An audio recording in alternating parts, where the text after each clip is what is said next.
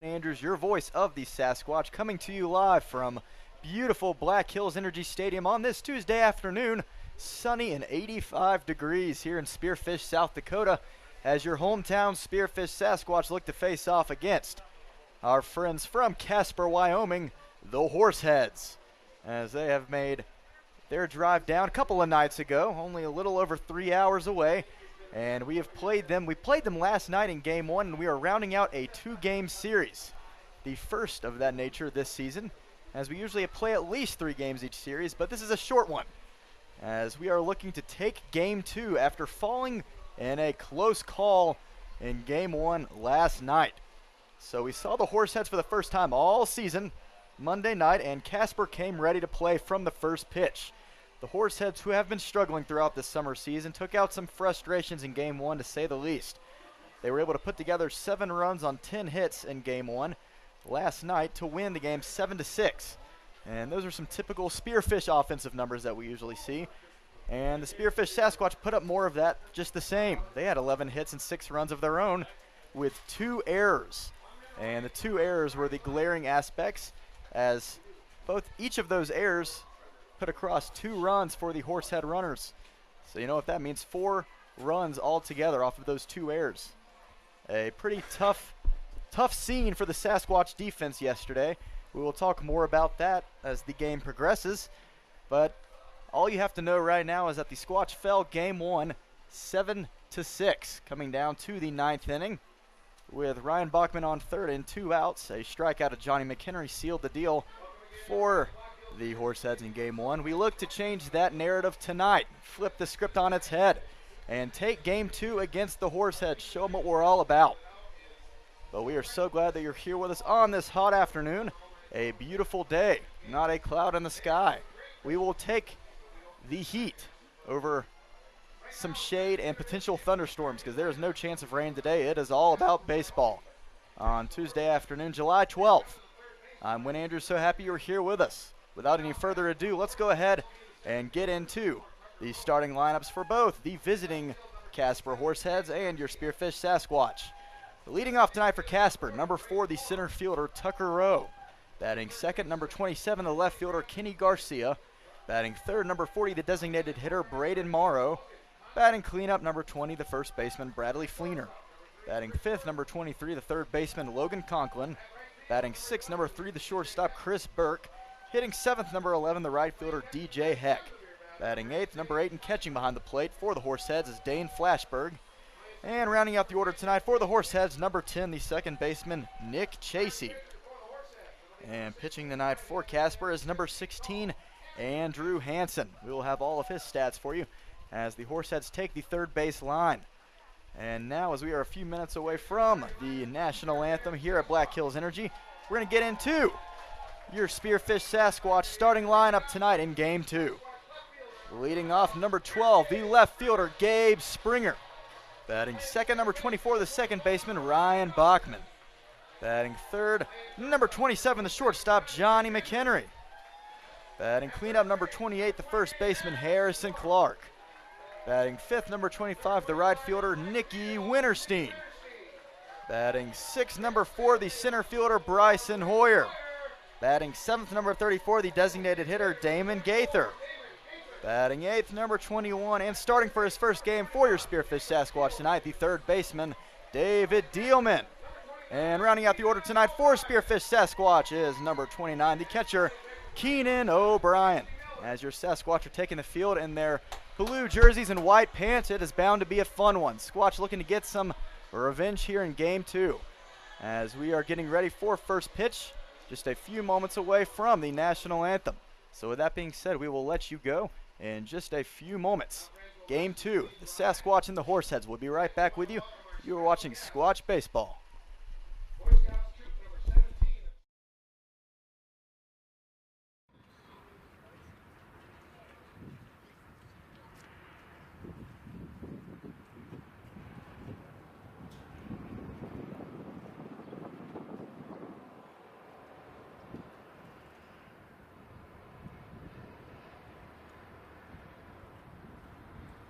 Singing our national anthem tonight, it is Sammy, our athletic trainer.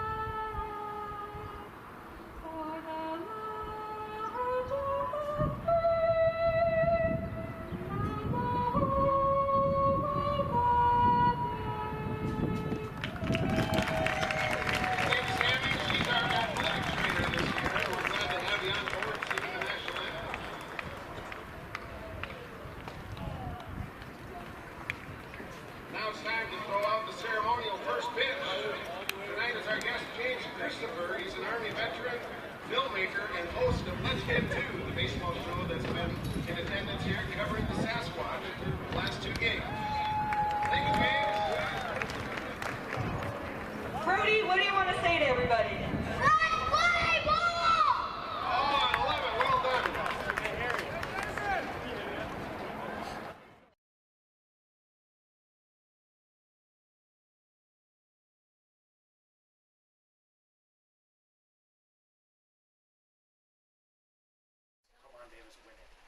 And let's play ball, as we just said, as we always do, down and out near the first base line with our on-field host, Bailey Hubbard.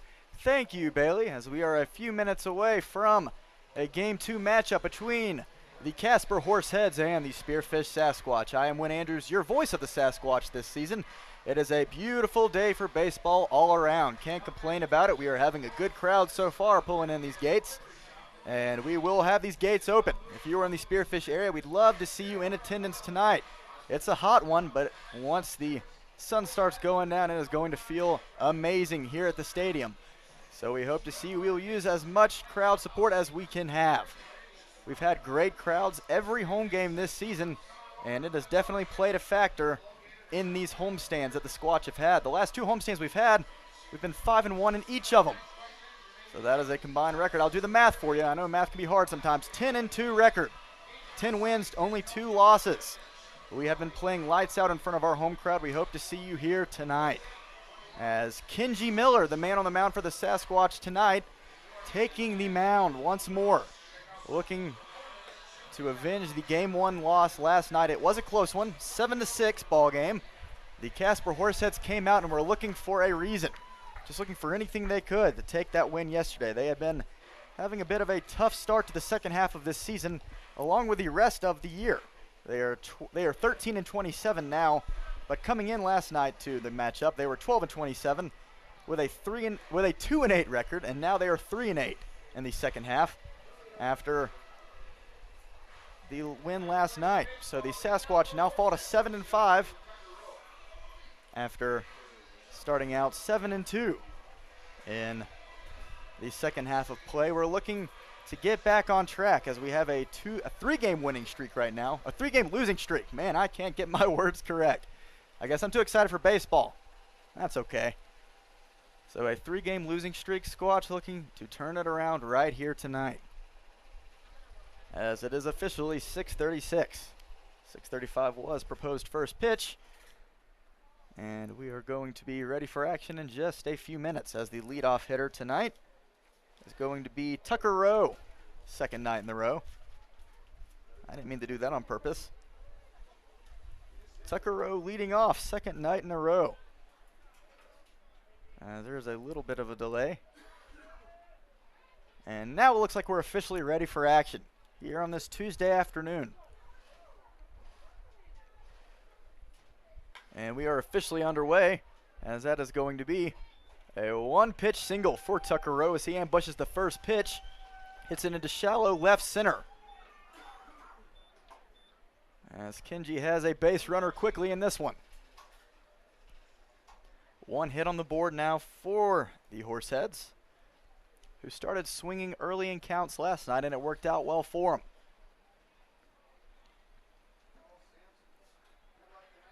The Horseheads are hitting .284 collectively as a team. Their offense has never been the problem, but it seems even more so that they have been very aggressive against the Sasquatch in Game 1.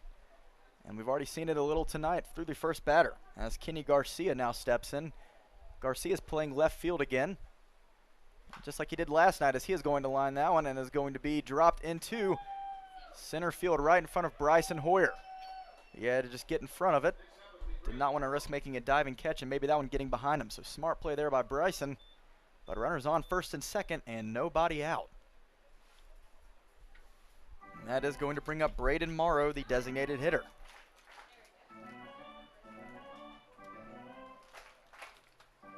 Now, I mentioned last night, Braden Morrow has been on a hitting streak of sorts. You don't want to see that streak extended here in the first with runners already on first and second base. The pitch from Kenji slides into the zone for strike 1.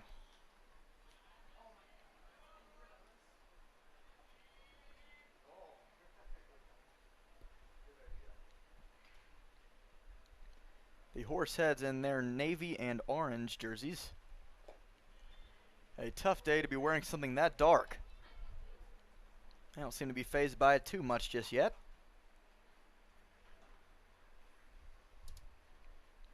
Bradley Fleener on deck for the Horseheads. Outside of positioning, the 1 through 4 has stayed the same as it did in Game 1. The Horseheads coaching staff likes what they see at the top half of their lineup, and they're going to stick with it. So now Kenji ahead 1-2. Would be a huge out to get here on Braden Morrow.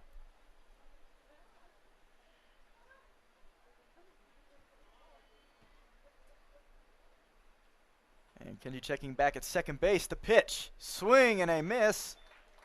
And Braden Morrow down on strikes after taking a big hack at that one. That was a nice pitch there from Kenji. Low and inside, tricked Morrow. Take care of him for out number 1. So now we look ahead now to Bradley Fleener, who had himself a day last night at the plate. The 3 and 4 guys for the Horseheads have been good. Of course, a small sample size. As we said, this is only a 2-game set.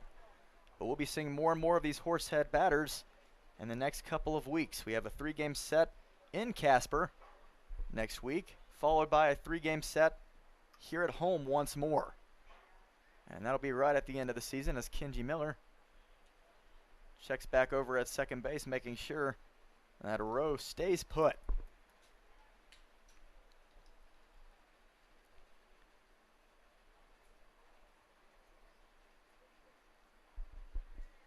So the 0-1 now from Kenji. And second base ump says that Fleener did not go around on that pitch. So now count runs 1-1. Looking at our defensive alignment tonight for your Sasquatch. Starting out with the infield over at first base, Harrison Clark. Ryan Bachman over at second. Johnny McHenry manning his usual role at shortstop. And then David Dielman, the man at the hot corner in his first start on defense for the Sasquatch tonight. We saw him on the mound last night, and he's not getting much rest. He is getting all the work he wants, as he has a big role to cover over at third base today. And then looking through the outfield from left to right, in left field, Gabe Springer, center field, Bryson Hoyer, and Nicky Winterstein in right, with Keenan O'Brien behind the plate.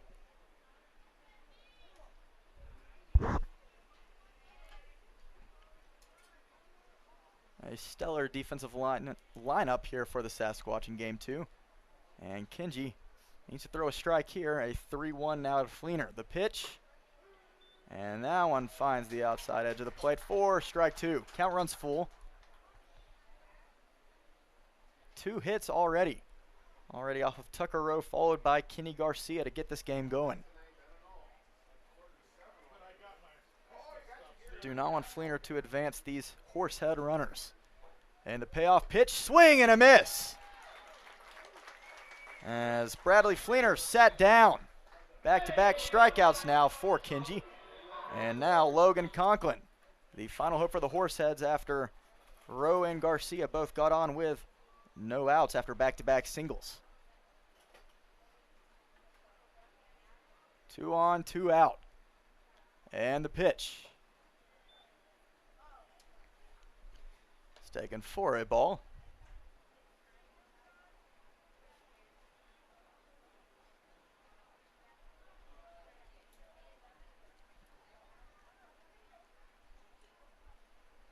And now 1 ball, no strikes from Kenji, and that one's going to be lifted high over into right field. Nicky Winterstein jogging over to track it down, close to the right field line, and he takes care of it for out number 3. So Kenji gives up 2 singles back-to-back to start this game, and then comes in with 2 strikeouts and a pop-out to get this game going. That's more like the Kenji we're used to seeing as he has settled down. We head to the bottom of the first inning. Game is tied 0-0. Hopefully not for long. Squatch looking to strike early.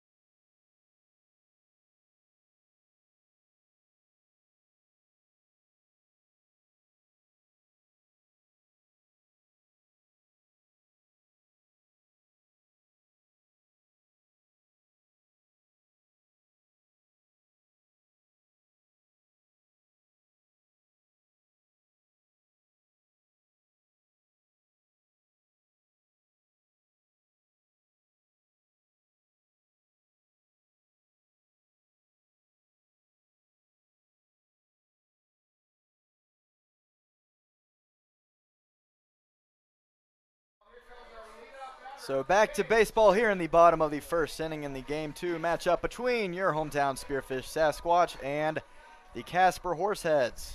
I am Wayne Andrews, your voice of the Sasquatch. We are looking to take sort of a revenge game here in Game 2, as we will be ready to take the road tomorrow for a 5-game set against the Western Nebraska Pioneers. The second half of this season has really shown us a lot of new opponents, some that we have not played all year in that first half, and the Horseheads are one of those teams. But they showed what they were made of plenty of last night, as Gabe Springer now steps in and is quickly ahead 2-0. The pitcher on the mound, number 16, Andrew Hansen for the Horseheads. And he works pretty quickly, from what we can already tell in the first 2 pitches. Does not waste any time, but he has quickly thrown 3 balls and no strikes. As we love seeing Gabe in the leadoff spot. Springer has proven that he will play anywhere in this lineup, 1 through 9. He can hit him. And we'll see if he has a green light here. And he holds off because that was a ball. 4-pitch walk for Springer as he takes first base. And that is going to bring up Ryan Bachman. And the Squatch are looking to get going here early. The Horseheads came into town last night, and they didn't waste any time themselves. They had the lead outside of a 3-run shot in the 5th inning from Johnny McHenry. That gave the Sasquatch a very temporary lead because the Horseheads took it back right in the 6th inning. So the Horseheads had the lead most of the night last night, and we look to have that fortune in Game 2. And that's what we're more used to for the Sasquatch. This offense gets rolling early and most of the time does not stop.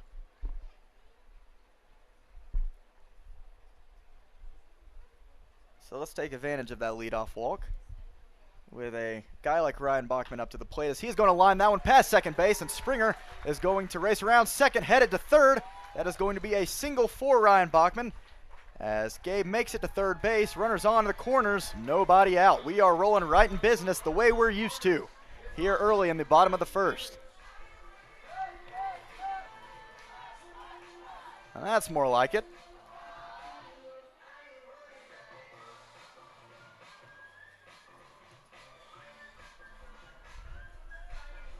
So now that brings up Johnny McHenry, the owner of that 3-run blast we were just talking about. Shot one over right field in the 5th inning to give the Squatch a 4-3 lead. His first home run here at Black Hills Energy Stadium,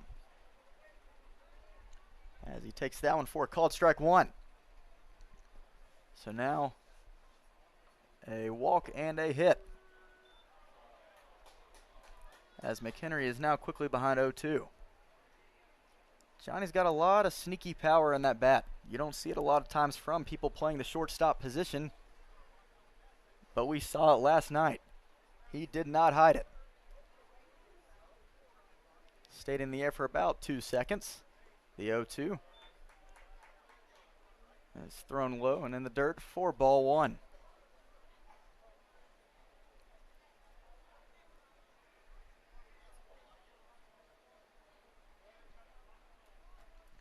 So now let's see if Johnny can put it in play. The 1-2, and he is going to hit that one up the middle as the second baseman throws to short, and the throw over to first is not in time as Johnny's going to reach. Gabe Springer scores from third base. Ryan Bachman out at second, but that is okay. Johnny grounds one up the middle and escapes the double play, and the Squatch have an early 1-0 lead.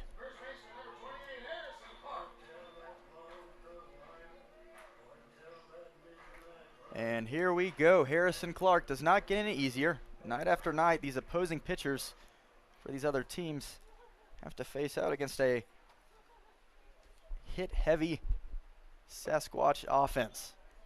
Harrison Clark is one of those examples. He is batting cleanup tonight, and there is a big reason why. He is 7 for 13 in his last 20 at-bats. That usually bodes well. He is seeing well as the throw, as McHenry tries to steal second, not in time, and he is going to reach third base. on the wild throw there from the catcher that gets past the second baseman. And now Johnny all the way from first base, now in scoring position. So here we go, Harry. Let's do something.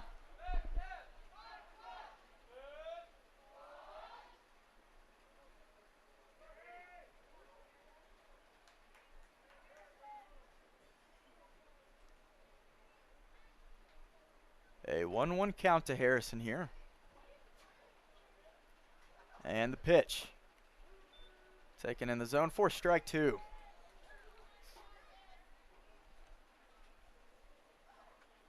So with Harrison on that 7-for-13 streak, he is now batting a solid .278 on the year with 16 runs driven in and a home run. If you remember, hit one deep over center field a few series ago. And he gets just a piece of it. Count still remains 1-2 with the Mr. Sasquatch, Nicky Winterstein, on deck. We saw Nicky take over head coaching duties last homestand as we were in the middle of a coaching change, just as everyone does as players leave during the summer ball season. So do coaches sometimes, and we are in the midst of a new coaching change as we welcome the head coach Jarrett Hunt, as that one's going to be lined up the middle for an RBI single. Johnny McHenry just jogs home as Harrison Clark puts it in play. 2 hits and 2 runs now. Squatch ahead 2-0 here in the bottom of the first. And still 1 out, excuse me. As our scoreboard has it as the scoreboard says we have no one out. Always trying to mess me up here and there. They never want to see me win on the broadcast, do they? So 1 out. Harrison Clark over at first.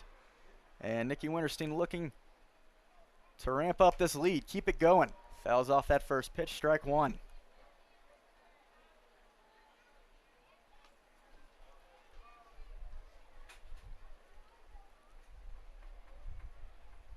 Two hits now for each team.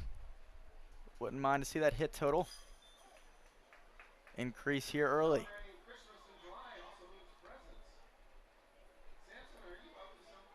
So Winterstein's batting a modest .354 with a home run and 9 runs driven in. And keep in mind, he has only been here since the second half of play started.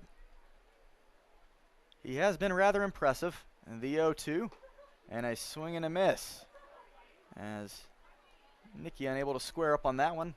Retired for out number 2. So that brings up Bryson Hoyer. Bryson is batting 6th tonight and playing center field. With the departure of Carson Green a couple of games ago in our last homestand, as he walked it off for us in Game 3 against the Canyon County Spuds, Bryson's been able to get a lot more action over there in center field. And we talked about the great defensive play of Carson in center field. It's like he never left. Bryson Hoyer does the exact same thing. Has that same kind of defensive production, as well as a great bat up at the plate. He's come up in some very big situations. He was 3 for 3 the other night, and then got a hit last night, I believe.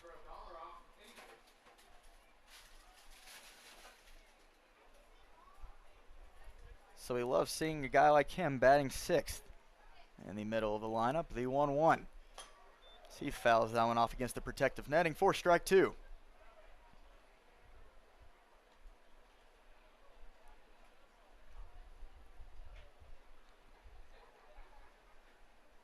So already 20 minutes into play. We are not yet out of the first inning, but that is okay. All signs are trending in the right direction. We don't mind a slow game as long as the Squatch are leading it. And that one is going to be foul tipped into the glove, a swing and a miss. So back-to-back strikeouts there for Andrew Hansen, able to take care of Winterstein and Hoyer in order to retire the side. We head to the top of the second, not before 2 runs cross, and the Squatch are ahead early.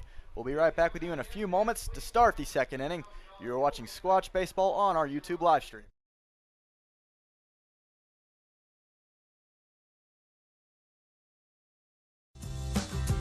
When you venture to spearfish in the Black Hills of South Dakota, you'll find rugged hiking and biking trails, extreme rock climbs, and views that will take your breath away. Plan a spearfish vacation and come find your adventure. Spearfish, my great place in South Dakota.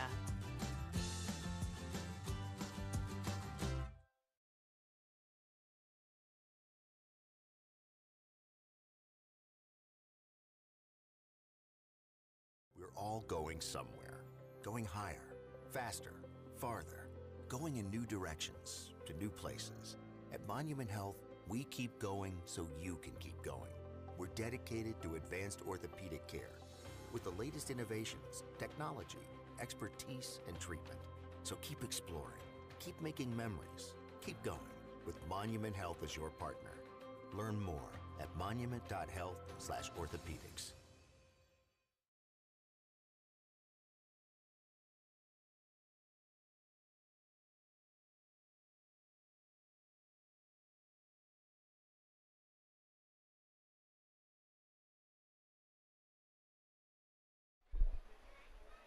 So now just getting the second inning of play underway as Kenji Miller throws a filthy pitch to make Chris Burke, the 6-hitter for the Horseheads, swing and miss for strike one.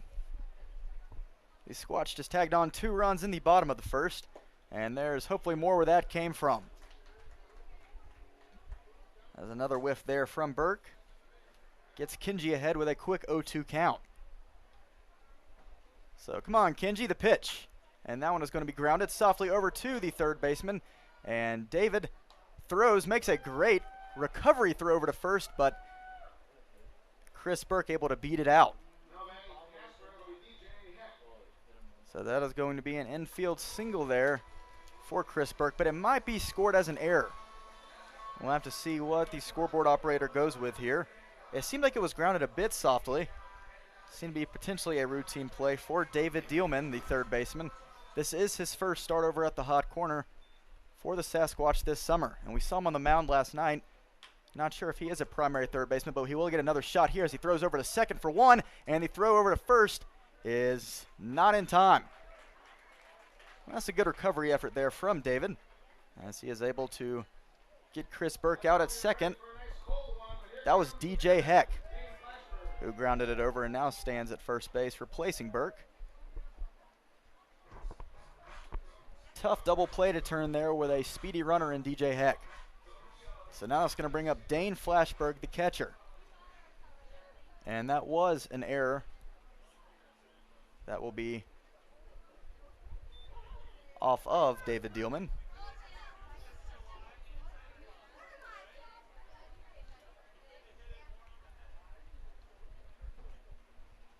So the 1-0 now, and that one is going to be hit softly and high out towards left field. Gabe Springer cuts it off for out number 2.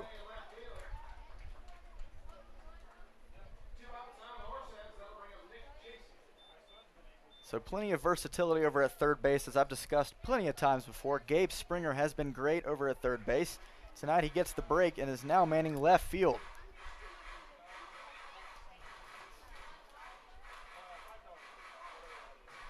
In fact, we had Ryan Bachman over at third base the other night. That's right, you heard it. Ryan, who is our everyday second baseman, got the chance to play third the other day against the Gem City Bison. We're trying to break the record for how many men on a single baseball team can play third base in a season. As that one is going to be grounded over to Damon Gaither. Excuse me, not Damon Gaither, Harrison Clark. A one hop over to Clark for out number 3. So an error that starts the inning, and then Kenji goes 1, 2, 3 with ease to retire the Horsehead hitters. We head to the bottom of the second, and the Squatch are ahead 2-0, looking to add on in just a few moments.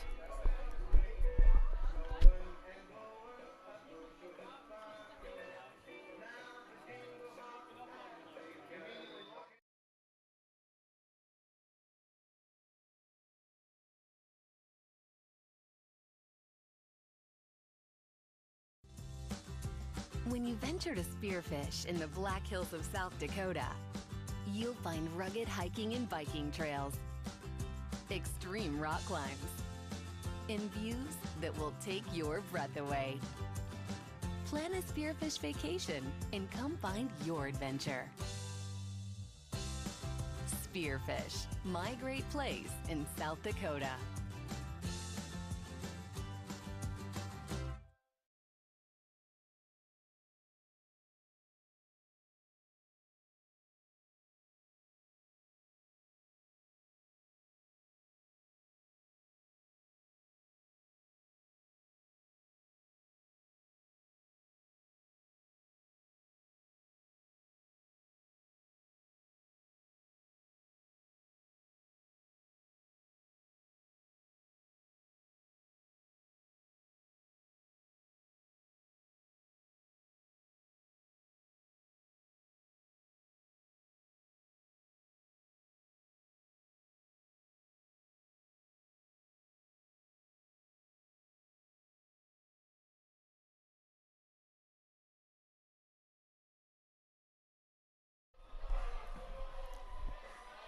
So Andrew Hansen, the starting pitcher tonight for the Horseheads, had a bit of trouble early in the bottom of the first inning, surrendered 2 runs after the Sasquatch ambushed early. We're looking to add on to that here in the bottom of the second, as now the designated hitter Damon Gaither steps in. And that is why I confused Harrison Clark over at first with Damon a few minutes ago, is because we usually see Clark and Gaither alternating over at the first base bag most nights. And tonight, Damon is DHing. He's a very valuable bat in this lineup, as is everybody else.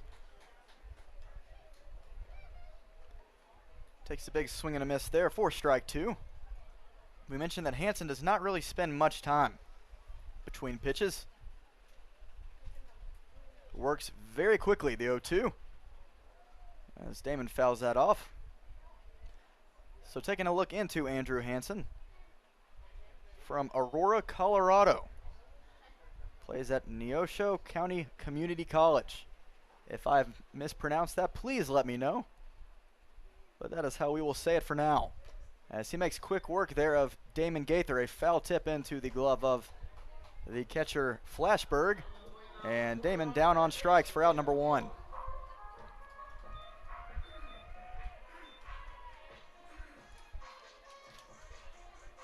So now that will bring up David Dielman, the third baseman.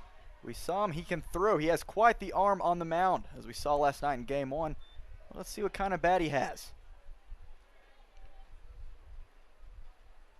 Keenan O'Brien on deck with 1 out and nobody on. Hansen fires that in for a strike.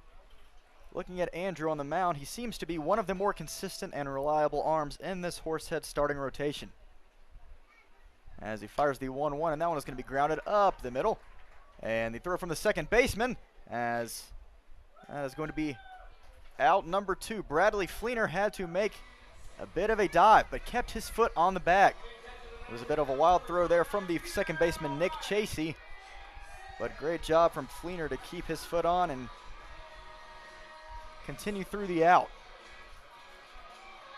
So a quick 2 outs as the first 2 batters, Gaither and Dillman, are both retired. And now that brings up Keenan O'Brien, who is rounding out this order tonight for Spearfish. Takes a big hack at that one for strike 1. Andrew Hansen so far, through his first 6 starts for the Horseheads. This will be his 7th start. This is his 7th start, I mean. He has a 1-2 record with a 5.25 ERA. In his last start against the Badlands Big Sticks, he went 6 innings, giving up 4 earned runs on 5 hits, striking out 8 big stick hitters.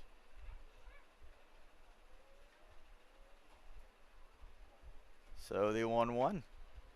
Big swing there from Keenan for strike 2.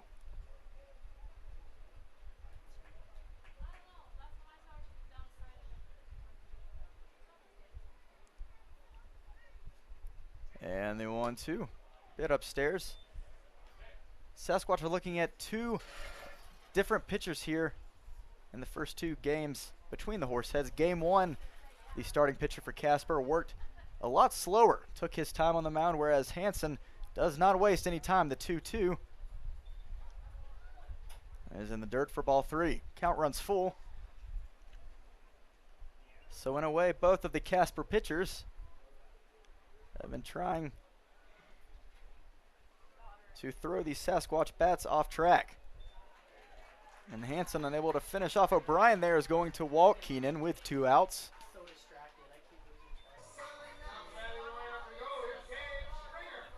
And now that is going to bring up Gabe Springer, who steps back in. He had a leadoff walk and then eventually was actually the first run of the night for the Sasquatch, as he crossed home plate from third.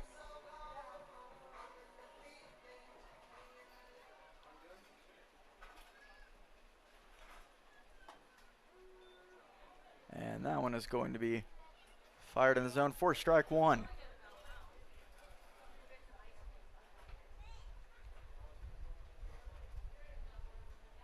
And that one, big cut, strike 2.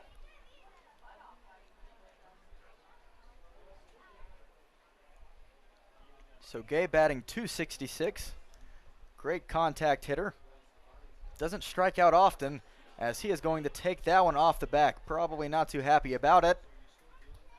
Never feels good. And man, the amount of times we see things like that in summer ball. Obviously, Hanson did not mean to do that, as plenty of these pitchers are working on command. But either way, it does not feel good for the opposing batter. But Springer takes his base after the hit by pitch, and that is going to bring up Ryan Bachman.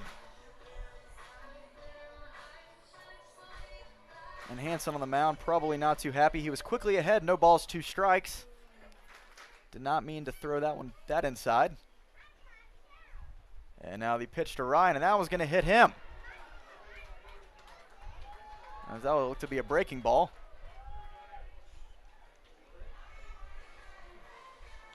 A breaking ball that did not break too much. Bases are now loaded, as that is going to bring up Johnny McHenry. So after a quick 2 outs, a walk by Keenan O'Brien, followed by back-to-back hit by pitches from Springer and Bachman, are going to bring up Johnny. And we don't mind seeing him turn on one like we did yesterday. I've predicted 1 grand slam so far this season. Why not make it number 2? The 2-out pitch taken outside for ball 1. And Keenan O'Brien is going to try to steal home. Very aggressive base running. And he's going to be safe. Goodness gracious. The home plate ump had a great look at it there, as the catcher, Dane, does not agree with that call, and the head coach for the Horseheads is going to walk out there and make his appeal. Hanson did not notice Keenan O'Brien's stealing home until the very last second, but Hanson did make a great throw to the catcher, and it seemed from up here that he might have had him out. And we've seen a few calls overturned here this season. We'll see what happens with this one.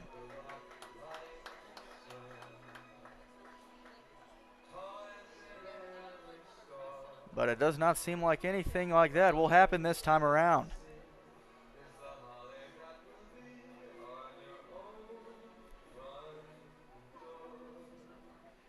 So now no runner on third base after Keenan O'Brien makes the very aggressive and successful stolen base home.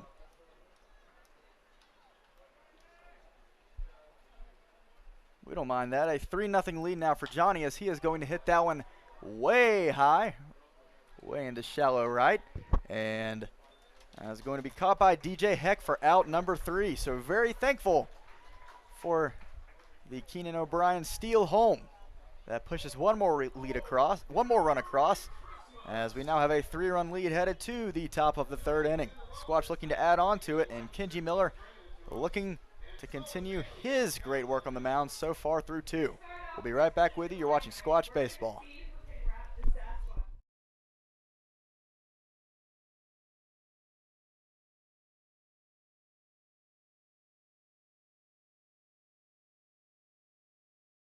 Knee replacement? With the area's only ROSA robot, Monument Health offers a more personalized and precise procedure, customized for your anatomy. Get going with Monument Health, your partner for advanced orthopedic care.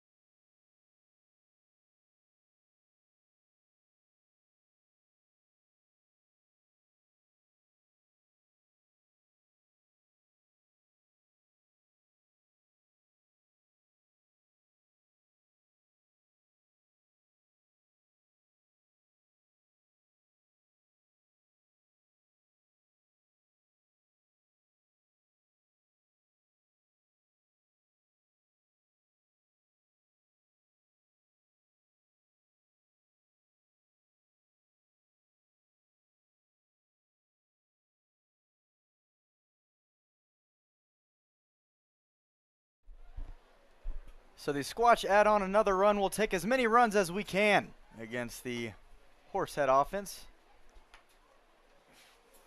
who are held scoreless so far through 2 innings, but they did their fair share of damage last night in game 1. Kenji Miller looking to keep them at bay.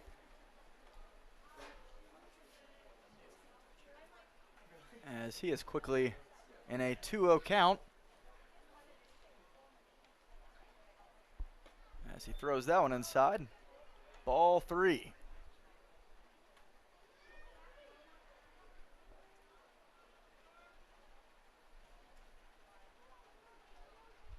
And now that one is going to be taken inside, a bit too inside. Doesn't find the zone. So a 4-pitch walk to start off the inning. And Tucker Rowe takes his base as the lineup card has rolled over for the first time tonight for Casper. That is going to bring up the 2-spot hitter, Kenny Garcia. A few moments ago, in that bottom of the second, bases loaded, Johnny McHenry up. Keenan O'Brien over at third base made an aggressive steal home and was called safe. It was a very much so a bang-bang play, but the call went our way. We will take it. We'll take as many runs as we can get. And you love that aggressive mindset from the new head coach of the Sasquatch, Jarrett Hunt, who came in with the team during the Gem City series a couple of nights ago. He is an assistant coach over at Montana State Billings University. We have a few of our own players there, as that one is going to be fouled off. Tucker Rowe would have easily taken second base, but now has to run back as he is trying to steal.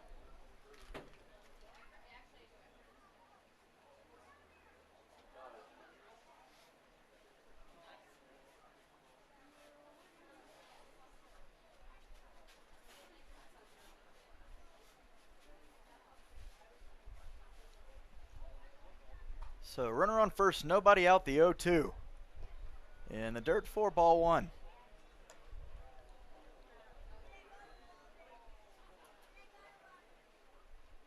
Garcia 1 for 1 tonight, as he and Tucker Rowe both had singles to start off this game.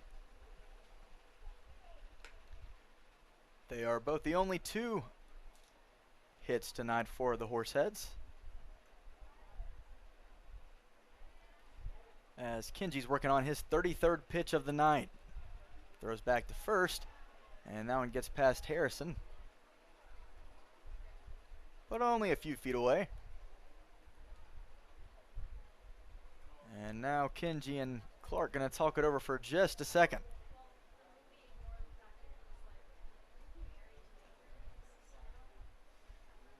So with Miller given the 3-run lead to protect, he has to pitch smart here too, Garcia, who is batting .337 so far this summer season. 1 ball, 2 strikes. And the pitch. And that one is going to be yanked just foul past the left field 330-foot pole.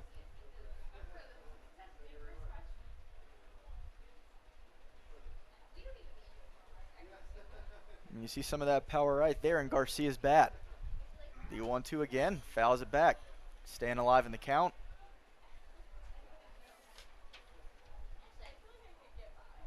We have loved having Kenji. We talk about how Hansen has been a reliable arm for the Horseheads. Kenji has been much of the same for us here in Spearfish so far this season. As Rowe is going to try to steal, and that pitch is going to get past O'Brien. As Rowe takes second base now, so the double play no longer in order. Count runs 2-2, and still nobody out.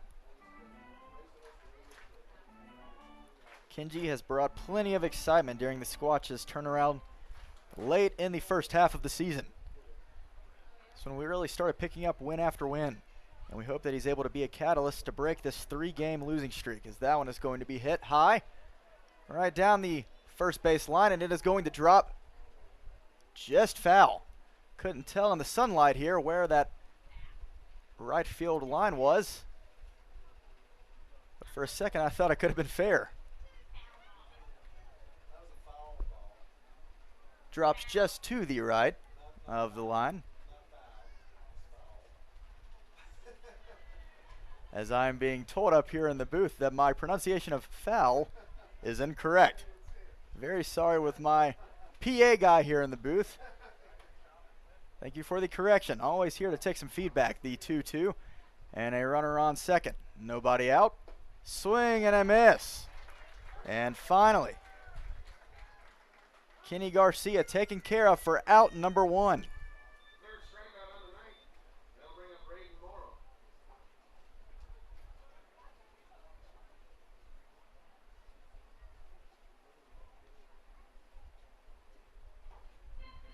So now that brings up Braden Morrow.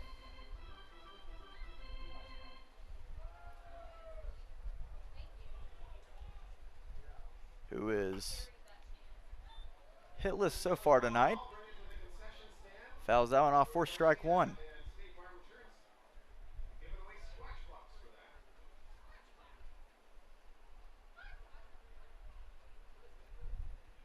A 3-0 lead here early for the Sasquatch in game 2. Would be very important to take this one before heading out for that 5-game road trip. The Western Nebraska Pioneers are no joke of a team. They have been very impressive so far this year.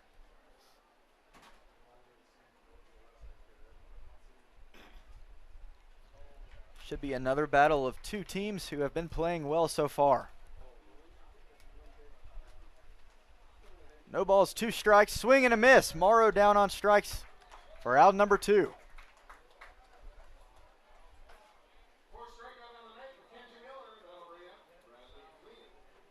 So now, already 4 Ks next to Miller's name. He's only given up 2 hits through 2 2/3 with 1 walk. And now that brings up Bradley Fleener.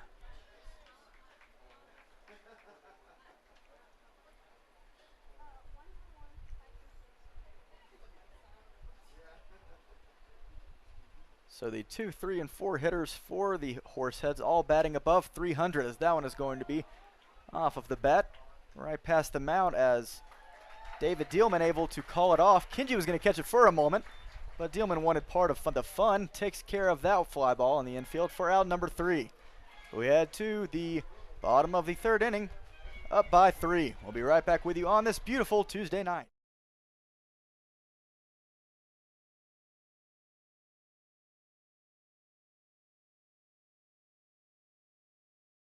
In health, we keep going so you can keep going. With advanced orthopedic care, technology, innovations, and treatment. So keep exploring, keep making memories, keep going with Monument Health as your partner.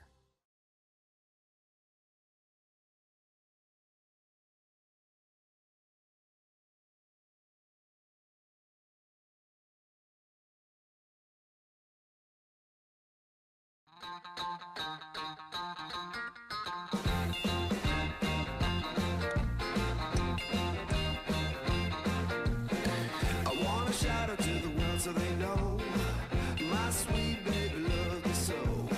She got me going, yeah, she turns me on.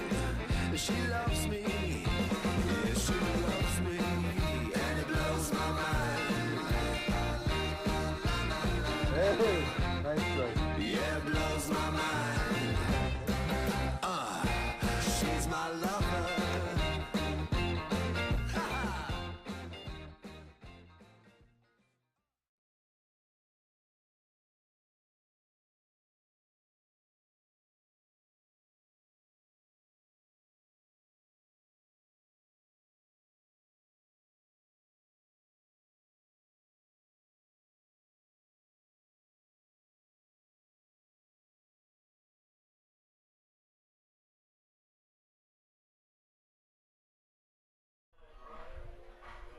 So moving right along here, headed to the bottom of the 3rd inning. Harrison Clark stepping in with his neon green gloves. Always a sight to see. The way he's swinging his bat, we love seeing him at the plate every single time. As Hansen's pitch way outside for ball 1. Nicky Winterstein on deck. There's always a safe bet that Harrison Clark will reach base one way or the other. Most of the time, more often than not. As he is 1 for 1 tonight, that extends his hot streak at the plate.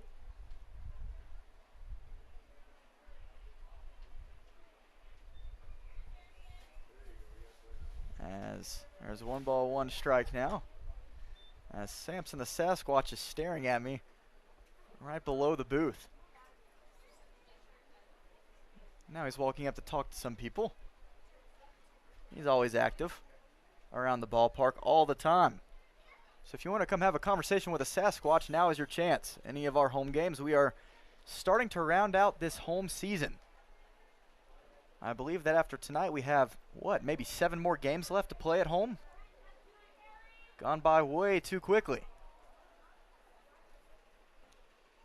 Time flies when you're having fun and when you're a winning baseball team.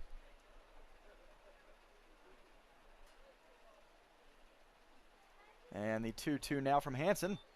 Away and in the dirt. 4 ball 3. Count runs full as the Squatch are looking to put their mini losing streak behind them. They lost their last 2 games 2 and 3 against the Gym City Bison in Laramie. And then came home last night and were met with a rude welcome home against the Horseheads in game 1. The payoff pitch, and that one's going to be way past the catcher off the backstop for a leadoff walk.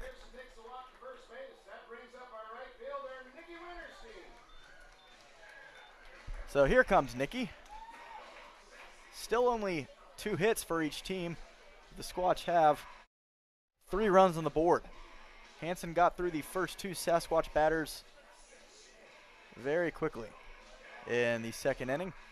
And then after a walk of Keenan O'Brien, proceeded to hit Gabe Springer and Ryan Bachman back-to-back on accident. And then Keenan O'Brien stole home. As Nicky is going to get that one jammed in off the hands. And that one ends up a little pop right in front of the Horsehead dugout. A beautiful night in Spearfish. We're really waiting for that sun to go down. It was a hot one again yesterday, but with no cloud in the sky, once that sun starts going down, it feels great.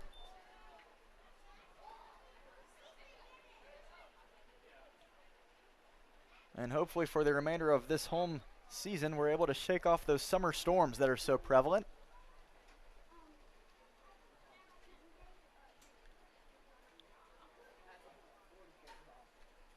So Winterstein in an 0-2 count, and Harrison over at first base. And that one was inside, head high. Ball 1.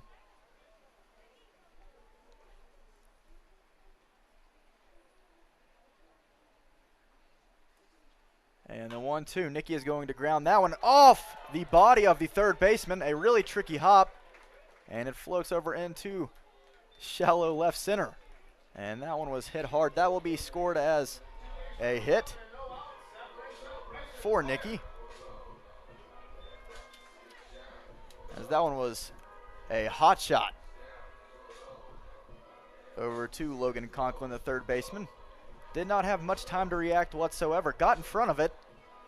And it was just that tricky hop that shot up off of his chest and then got behind him. And with the speed of Nicky, there was never going to be a chance to even try to make a throw. Runners on first and second, still nobody out. And Bryson Hoyer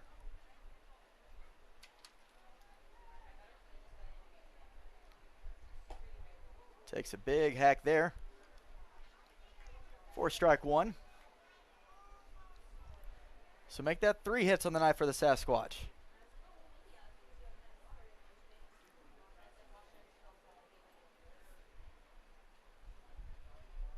No balls, 1 strike now. And Hoyer is going to lift that one into shallow right. And the right fielder racing on is not going to be able to get there in time as it drops into right field. Bases are now going to be loaded as Clark tries to threaten over at third to run home, but then stays put over there. So bases juice, nobody out. Bryson Hoyer does his job. And now Andrew Hansen once again in another traffic jam, having to face this Sasquatch lineup with Damon Gaither coming up.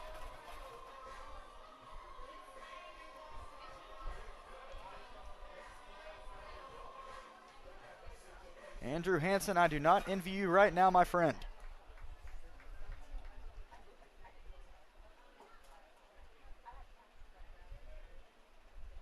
So bases loaded as that one is going to be lifted a mile high out towards right center.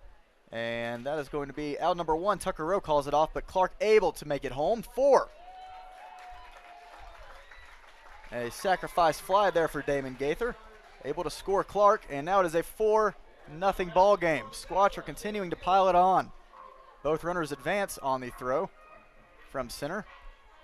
Winterstein over at third, and Hoyer at second, as they are both in scoring position for David Dielman.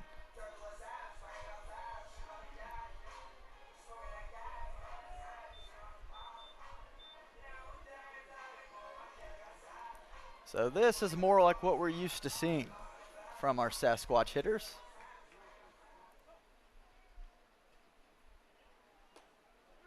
That one's taken on the edge of the plate for strike 1.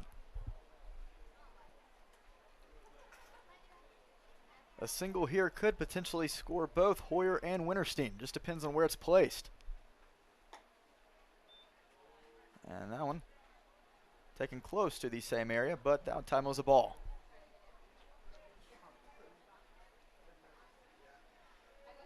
So we might be thinking, what happened in those games 2 and 3 against the Bison? Well, Gym City had a good one, a good offensive performance in game 2, but the Sasquatch really were dealt a heavy blow in game 3 because of a lot of self-inflicted wounds. And those wounds I'm talking about are 7 errors in game 3 alone. Ladies and gentlemen, most of the time in any situation like that, you're not going to win a game with 7 errors. And the Bison took advantage of those mistakes as they won 15-6 in game 3. As one might expect, even for as hot as the Sasquatch have been offensively, hard to overcome something like that. And then last night in game 1 against the Horseheads, they had 2 of those errors, and those errors accounted for 4 Horsehead runs. And you never want to look too much into any what-if scenarios. This is baseball after all. Everything's weird. But you can't help but think about the outcome of game 1 if those 4 runs didn't cross. And some very important moments in that game.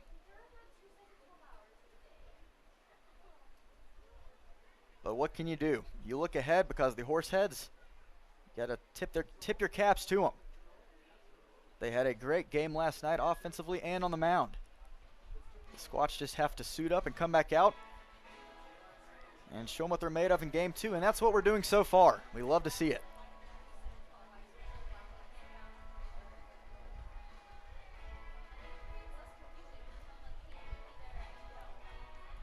So with runners on second and third, with 1 out here in the bottom of the third, and a 4-run lead, as the ump is calling time for just a second. This will be a great opportunity to say we'll be having a guest in the booth with us. Some special visitors who have made their way to the ballpark today.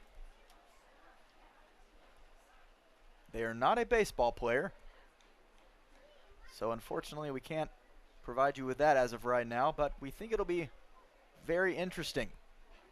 A surprise guest in the booth to start off the 4th inning, we believe, as Dielman lays off of that one, ball 3.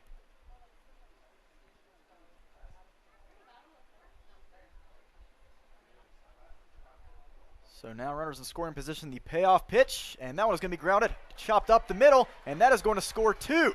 Winterstein's going to cross, and that is going to bring home Hoyer. He comes across home, and the wild throw over the head of the catcher. That is going to be a 2 RBI knock for David Dielman.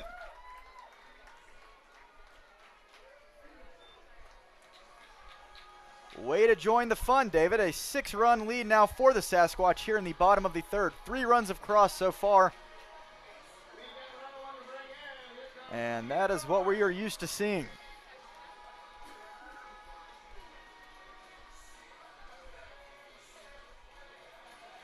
So Dielman now 1 for 2.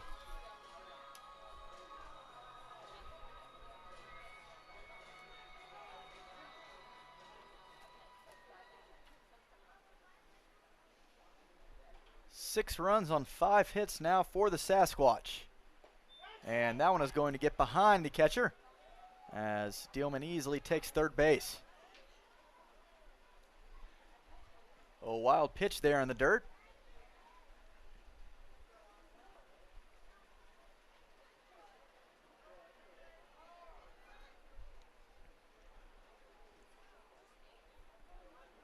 Spearfish, a very disciplined team at the plate, going to wait you out as a pitcher on the mound. And they will wait for you to make your mistakes. They're not going to try to ambush every single pitch. They will wait on what they want to see.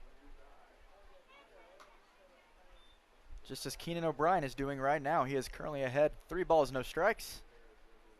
And still only 1 out with Dielman on third base. We haven't had much time to talk about David. And I think now's a great time after he just had his first pair of RBIs for the Sasquatch this season. David, who was on the mound last night in Game 1, playing third tonight, is a lefty from Powell, Ohio. Plays at Marshall University.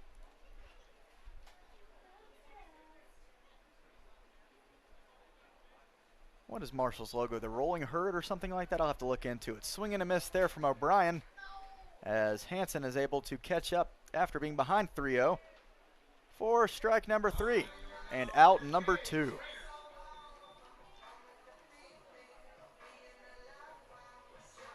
So now Gabe Springer stepping in. The lineup card rolls over once more.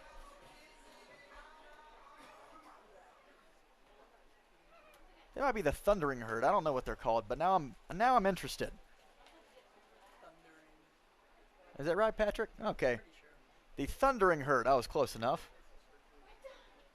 Patrick, the video production man, next to me in the booth as always. Always keeping me straight.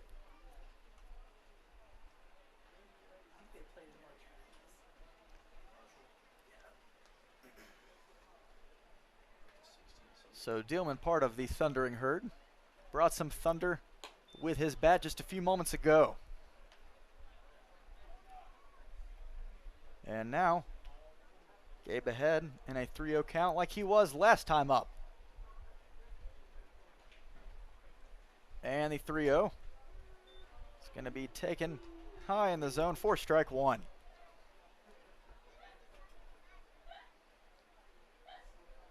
Now, if we look around the park, I'm sure a few of our cameras are monitoring the stadium. You might be seeing some tacky Christmas sweaters here and there, maybe some Santa hats. Well, if you're wondering why, it is Christmas in July here at Black Hills Energy Stadium, as we are celebrating Christmas here on July 12th. We love doing that, as that one is going to be hit, as that one jams Springer and right past the third base line, as that one is caught for out number 3. Christmas in July, we are celebrating it here as we head to the top of the 4th with a few special guests of our own in just a few minutes. We'll be right back here with you. The Squatch add-on 3 in the bottom of the 3rd. It is a 6-run ball game, folks. We're glad you're here with us. In a minute, you're watching Squatch Baseball.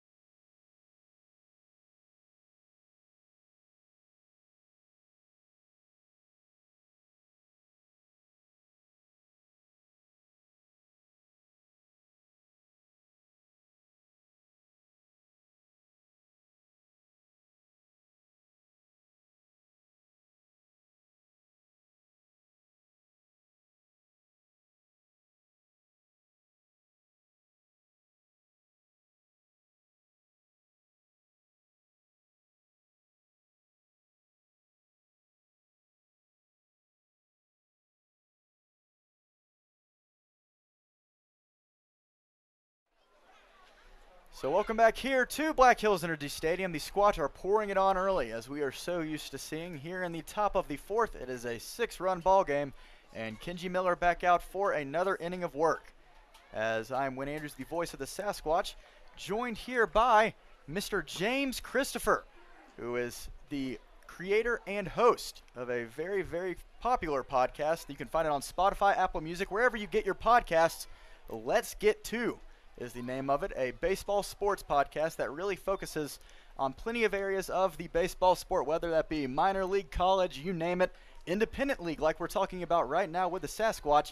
James Christopher covers it all. Mr. Christopher, how you doing today? I'm great. I mean, this is a perfect day for baseball. I'm from Austin, Texas, so it's 30 degrees cooler than home. I'm loving it. Absolutely, I bet you are. It's a different scenario here in South Dakota, not necessarily the same. I'm from Georgia, so it's definitely a different mix too. We're used to the humidity, feeling terrible, feeling horrible at all times. We're getting a breeze here, and it's just more dry, not so much humid. Right, absolutely. And again, I wish I could take this with me tomorrow when I head back. So you're wearing, a tacky Christmas sweater right now, or something like that, a jersey more so. I guess you're not used to feeling this cool. You just suppose it's winter all the time. Well, and I'm always into the Christmas in July thing, so it's absolutely my favorite promotion. So as Kenji Miller is able to retire the first Horsehead batter, he is currently in a 2-0 count, 1 out here in the top of the fourth. So looking into your podcast bio, just kind of reading it, I'll read it to our fans on the live stream. As Let's Get To, the synopsis says, America's pastime from those who enjoy it, the fans. We're going to spend the spring, summer, and fall going to check out the best game at all levels, MILB, MLB, independent leagues, college, and high school. So we need to amend that. We don't do MLB anymore. Do you not? No. Oh, goodness gracious. I'm sorry. I didn't know it still said that. Speaking false truths here on the live stream. No, I mean, we really did. We made a conscious decision as a group that MLB can bring a lot of contention. It can bring a lot of negativity. And our whole setup is to be not barstool sports. Like, we want it to be positive. And if you can't be positive about minor league baseball, then I think you just need to do some self-evaluation. Right, absolutely. As there is a payoff pitch there, taken inside and low for a 1-out walk for Kenji. Doesn't want to give these runners any sort of ideas, as that is going to be Chris Burke, the 6-spot hitter, taking his base, as DJ Heck is stepping in. Number 11, the right fielder. So do you mind, just kind of going in and telling us more about the podcast in general? If people are going to tune in to Let's Get To, what should they be expecting? So you should be expecting kind of a holistic view over the team and the community that we're covering. So we're up here covering you guys. So you're going to see not just Spearfish Sasquatch baseball, but we've got the CVB on the show as well, because if people are going to travel, they want to do other things. And then we have Eric on, we're going to have Bailey on. So we really are trying to paint what the picture is, because there's a whole subculture of baseball travelers. And so we really look at ourselves as almost as much a travel show as we are a baseball show. It's just through this thing that we love, which is baseball. And we started the show in 2018. We're going to have our 200th episode at the end of the year, which is pretty cool that we've been around that long. And we've already got our 20 to 25-ish teams that we're covering next year picked out. So it's a real operation. Wow, that is incredible. So you're working your 4th season right now. Yep. That's not correct, if I'm correct about that. How long in advance? You said you already have your season picked out for next year. How long in advance do you have to have that picked out? I mean, this is obviously a lot of work taking in and going into this. I mean, we do it about a year out for like generalities. Like right now I'm on my quest for 50 to see a baseball game in all 50 states. And so we're making sure those get hit, but it's really just about having an idea, and then when schedules start coming out, we'll really fine-tune that. So a 1-out walk from Kenji Miller on the mound, and then a pop out and a ground out for the next 2 outs to retire the Horseheads after that. So we head to the bottom of the 4th. I am Win Andrews, having a good time here during Christmas and July night at Black Hills Energy Stadium, alongside Let's Get To host and creator James Christopher. We'll be back with more in just a few minutes, headed to the home half of the 4th. So do you want me to just...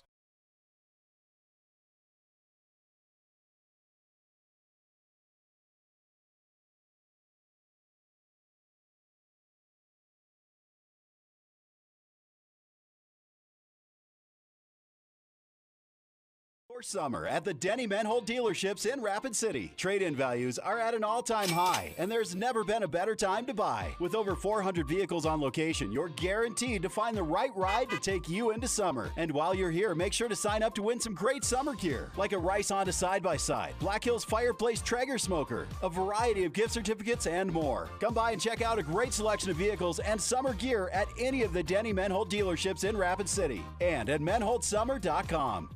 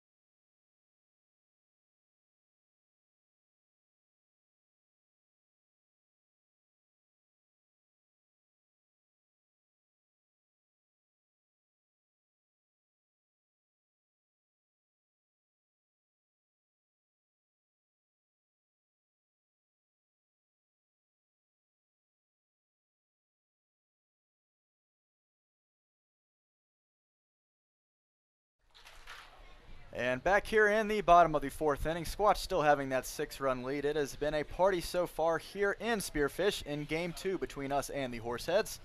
After they took Game 1, we have hit right back, as there appears to be a new pitcher on the mound, as that'll be the end of the line tonight for Andrew Hansen, the pitcher for the Horseheads. He went 3 innings, giving up 6 runs.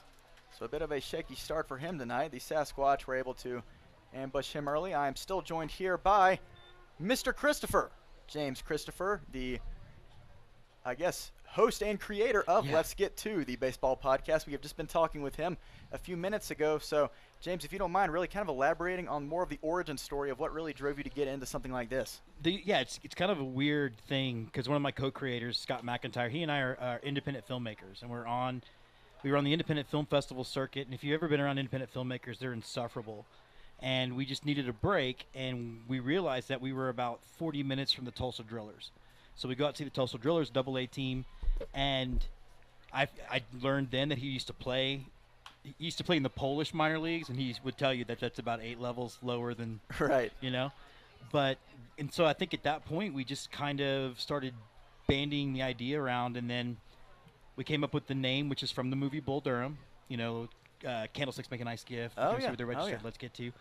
And then, you know, from there we just figured out what we wanted the show to be, and we wanted it to be positive. We wanted it to be a break that people could take from all the negativity out there, and that sort of bro-y kind of sports media that we're starting to see kind of permeate the whole landscape. And let me say, from the one episode that I have listened to ever since even finding out about y'all, I've been very impressed. After hearing that y'all were coming in to visit this last few weeks, I listened to it just the other day, and I really enjoyed the episode over, let me say, y'all pronounce it Tortuga? Yeah, the Tortugas. Tortugas, yes. Yeah. So was that the last stop y'all made, or one of the last episode y'all recorded? And there's it takes about 4 weeks to edit an episode. Like, one of the differences between our show, and we're going to have a producer on in a minute, is that this is not just me with a phone and I'm on Zoom. This isn't voice memos. Right? No, it's not. I mean, we carry around about 40 pounds of camera gear. We shoot anywhere from, for like our 5-minute from the bleachers segment, we'll have 30 minutes of content that we have to edit down, and then we have to do all the research and stuff. So it takes about 3 or 4 weeks for an episode to drop. So that was an episode. That was a trip we took in early June. Wow, and that really just shows, you know, the amount of dedication y'all have to this craft, being able to put it all together. And I mean, any sort of successful sports podcast out there, they will tell you have to put in that work, and that is something that I've seen from y'all already. as we had plenty of, you mentioned your production guy that we were just talking about. He'll be on in just a few minutes. We'll be introducing him.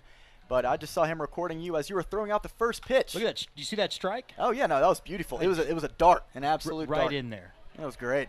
As Johnny McHenry is going to get in for a stand-up double with one out. Able to hit one down right field. And we are looking to expand on that 6-run lead. So we were talking about here, I mean, you fired off the first pitch, and ever since then we have been out the gates running. So absolutely, we appreciate your contribution tonight. Whatever you've done, you've helped us out a lot. Want me to do it again before we leave? Absolutely. Yeah. So sort of going off, we're looking at your Facebook page right now. You talk about you try to go all around the country seeing all of these different levels of play. Right now you are on your From Sea to Shining Sea. I call it basically a grand tour, traveling all the way across the country just to be able to see people like us. And, that's a great thing, and we are so glad you're here with us tonight. And we saw that you were just a few days ago with our friends, the Gem City Bison. Is that right? Actually, no. Unfortunately, we had to audible on that. We went to the Casper. Yeah, the graphics a little older. We did an updated. We had to go to the Casper Horseheads instead. So these guys I know really well. Okay, gotcha. Well, that's nice. They probably recognize you immediately. They actually did. It was kind of funny. They were like, "So what are you doing?" Like now that they've seen me at 2 games, they were really curious.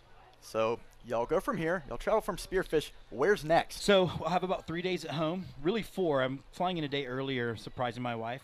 Really? Okay. So, and then she and I will pack up because she loves baseball too. So we're heading out east. We're going to go to Martha's Vineyard. We're going to go to Keene, New Hampshire. And then we're going to go see a Cape Cod League game in Wareham, Massachusetts. So that is awesome. Well, what team in Massachusetts, might I ask? The Wareham Gatemen. The Gatemen. See, I had to look over at my producer.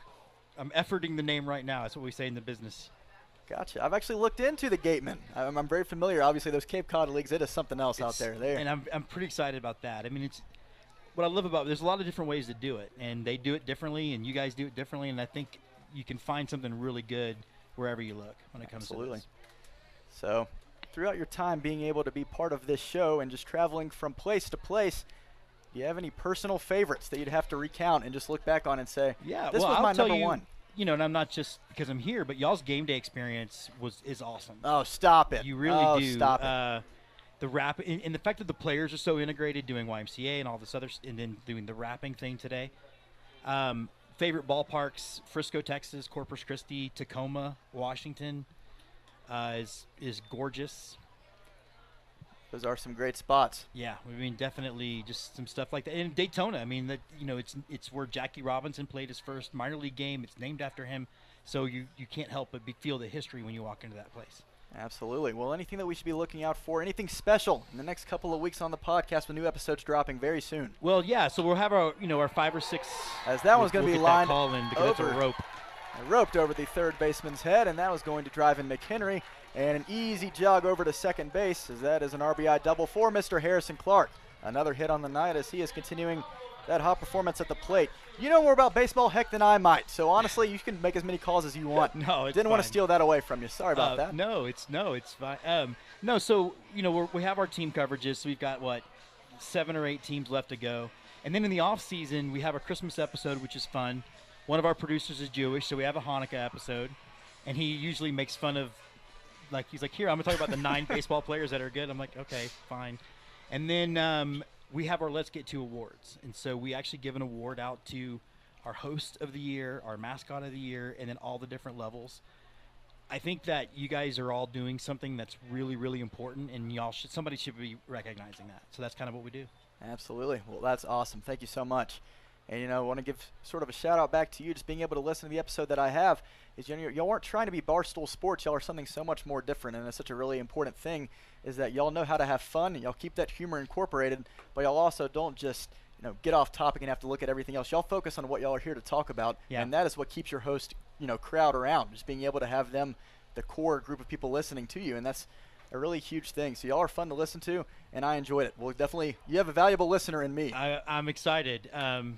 As that one is going to be hit, and that's going to find a gap out in right center field. That is going to easily score Harrison Clark. He's not worried. He's just coming around third base.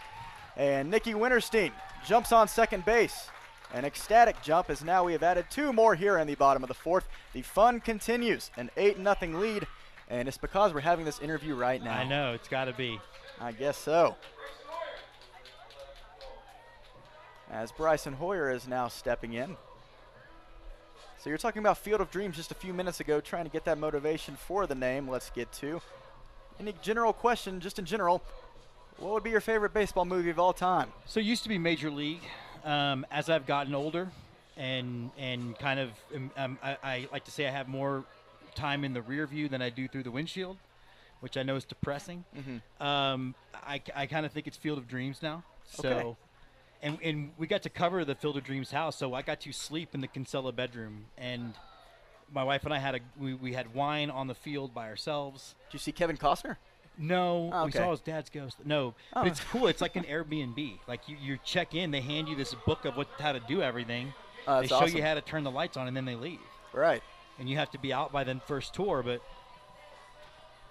yeah, So being an avid, baseball traveler, an expert like you are, obviously trying to go from one place to another, have you ever thought about ever trying to get tickets? I don't know how you can. I feel like it's just like a giveaway. I'm not sure how it works. But the new Field of Dreams stadium that was built between the Yankees and the White Sox last season, how do we get tickets to that? I don't know. And this year, minor league teams are playing on it. Really? I didn't know that. They're doing 2 minor league games, I think, and then a major league game. And I'm actually really would be interested. I think it's the Cedar Rapids Colonels.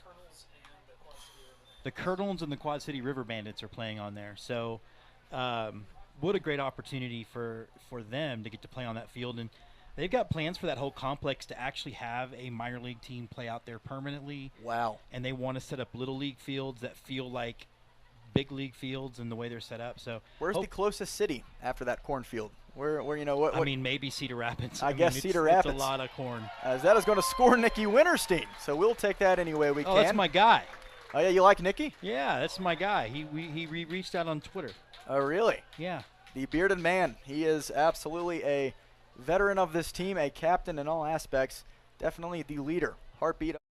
So far, he has been great for us. He's fun. You still have a way to go on the beard, though, if you want to catch up to him. It's very long. He looks like a Sasquatch himself. I mean, I'm wondering if there's any like chipmunks living in there, but I'll ask. Oh, yeah, you probably could. Yeah. He's from Toledo, actually. Played at Toledo and then came here.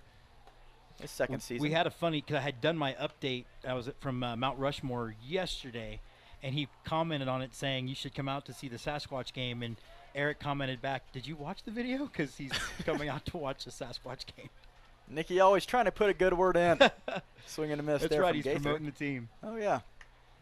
Well, we thank you so much for being here with us. Anything else you'd like to add from your point of view before we head over to the production side of things in the next half inning? No, just check us out. I mean, it's real easy to find. If you want the full experience, the YouTube thing is where it's at. And, we're actually in talks to sell the show to Discovery Plus. So hopefully we're down the road going to have much bigger production budgets and crews, and I don't have to carry anything heavy. That is awesome. Right? Discovery Plus. Okay. So we'll see. Knock on. I probably just jinxed us, but No.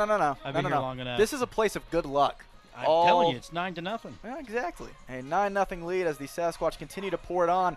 This is more of the matchup we were expecting to see. Y'all been here since game 1 last night. I know that y'all were going to maybe potentially come up yesterday, but tonight's a much more fun night to do so, right? Wouldn't you say? Absolutely. Yeah, this makes a lot more sense. This is more of the brand of ball we play. If y'all came earlier in the first half of the season, y'all would not have probably seen as much fun. We struggled, having to get everybody together, and the Sasquatch have finally found their stride. As we have David Dielman back in, stepping into the plate. 1 ball, 1 strike, and 2 outs. So when does this Grand Tour officially end? My last game is September 10th, the Portland Sea Dogs, and I'm Okay. going to their Field of Dreams game. So they put corn in the outfield.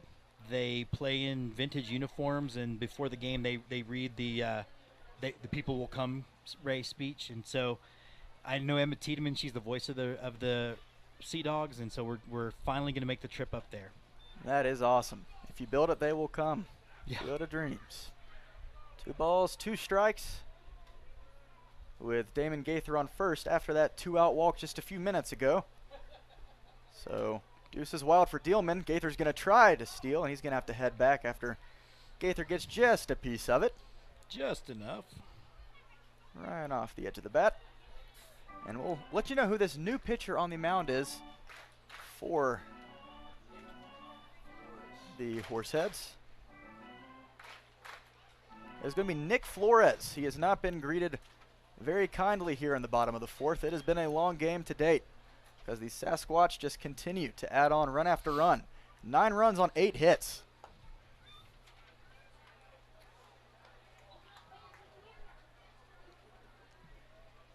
We mentioned a few minutes ago after Dealman's 2-run knock to continue to up this lead a few innings ago, I saw he was from Marshall, and it took me forever to try to figure out where he was, what the mascot was. I thought it was the Rambling Herd. I thought it was the, actually I don't even know what else I thought it was. Finally found out it was the Thundering Herd. So glad we figured that out. Runners on first and second now, and Flores cannot get out of this inning soon enough. But we're not complaining. Keenan O'Brien now stepping in, as we are now back at the 9 spot. Right before this lineup card rolls over, we wouldn't mind seeing Gabe Springer with bases loaded. A beautiful night here in Spearfish. Yeah, isn't there a giveaway if they get a grand slam? Well, that's in the 8th inning, my friend. Oh, so you'll be here for it, though, I right? will. It's going to be a great opportunity. And by the way things are looking tonight, there is a chance that could happen. Yeah. There is a giveaway of sorts tonight, considering it is Christmas in July. We will be having Santa Claus make a guest appearance tonight. Did you hear about that? I did. He's going to make an appearance on Let's Get 2 as well. I'm very excited to finally. Ooh, that's a great snag. And that one was lined directly to the third baseman for out number 3, as he is able to make an outstretched catch for out number 3. That was Logan Conklin, who was able to finally retire this inning for the Horseheads. They were ready to get out of it. Not before the Squatch added 3 more as we head to the top of the 5th. It is a 9-0 lead for your Spearfish Sasquatch as we are headed to the 5th in just a few minutes. But Mr. Christopher, anything else you'd like to add before we head? I'm excited for y'all to hear from Andrew. He's the brains behind the Raiders of the Lost Diamond segment. So. Can't wait to hear from him. We'll be right back with you in just a few minutes, folks. Thank you, Matt.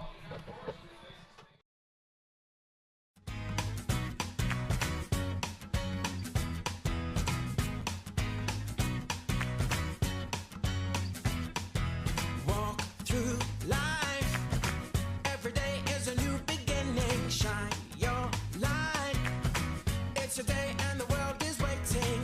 Move along to the song, singing in your soul. Feel the beat, clap your hands, let it take control. All you need, all you want, are you ready to find your way?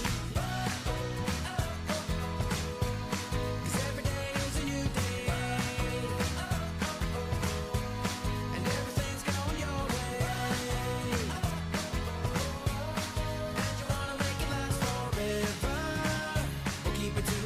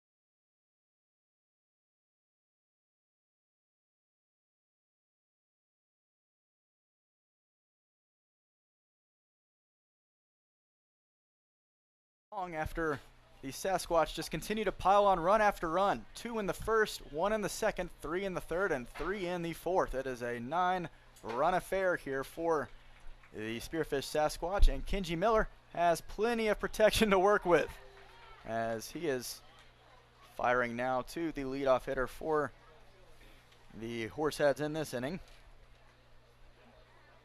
as we will see who it is going to be.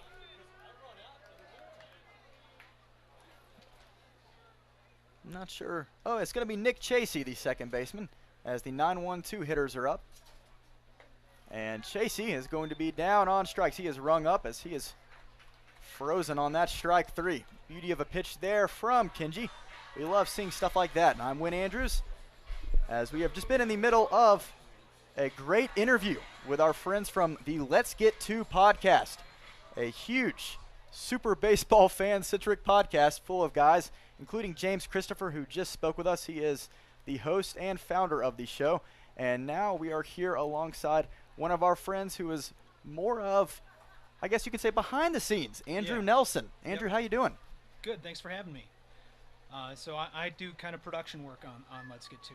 Okay. How's that been so far for you? It's good. You know, I started off as a fan of the show. I moved down to Rochester, Minnesota in 2015, and I'd been kind of a baseball fan as a kid and stuff, but kind of drifted away from it. But I started going to Rochester Honkers games, which they're a summer collegiate league team out there, and just fell in love with the game again. You know, it's close and cheap and exciting and fun, and I've been into podcasts for a long time as a listener, so my natural inclination was, where can I find podcasts to learn more about this new thing that I found? Absolutely. And kind of was really lucky to find ads for Let's Get To, like right before Jim was starting the show up, and started listening right away. And the positive message and the baseball from the fans' perspective, which is kind of the mission that Jim talks about with the show, really drew me in. And 2020 happened, and not a lot of baseball was going on.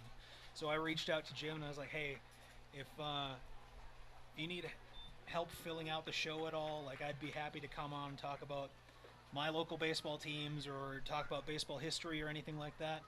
I'm a lifelong baseball enthusiast and history enthusiast, and Jim had already started a segment called Raiders of the Lost Diamond, which is a history segment where we'll do a story about a past baseball team in the location that the show is visiting. So, Raiders of the Lost Diamond, kind of like Raiders of the Lost Ark. A little Indiana Jones reference, sort of yeah. And so we dig into the history of local baseball. And the great thing about baseball is, baseball's everywhere all across the country, and there's baseball history all across the country too. And so, you may be in a small town with seemingly insignificant baseball going on, but it's almost guaranteed that recognizable names or exciting events have happened there at some point in the past. And so we do our best to kind of uncover those for our listeners and bring them to them in an entertaining way. So we don't just rattle off stats and things like that. Try and keep it lively. So a 1-2-3 inning there for Kenji Miller as we head to the bottom of the fifth. Pretty easy as can get for Kenji there, and I can just tell the passion in your voice for things like this. That's why you are regarded as the historian on the show, and you have been great so far as we are headed to the bottom of the fifth. Andrew will have a few more questions for you to learn more about what you like to do, as well as some of the favorite things that you've seen on this Sea to Shining Sea tour across the country this summer. We'll be right back with you folks in just a few minutes.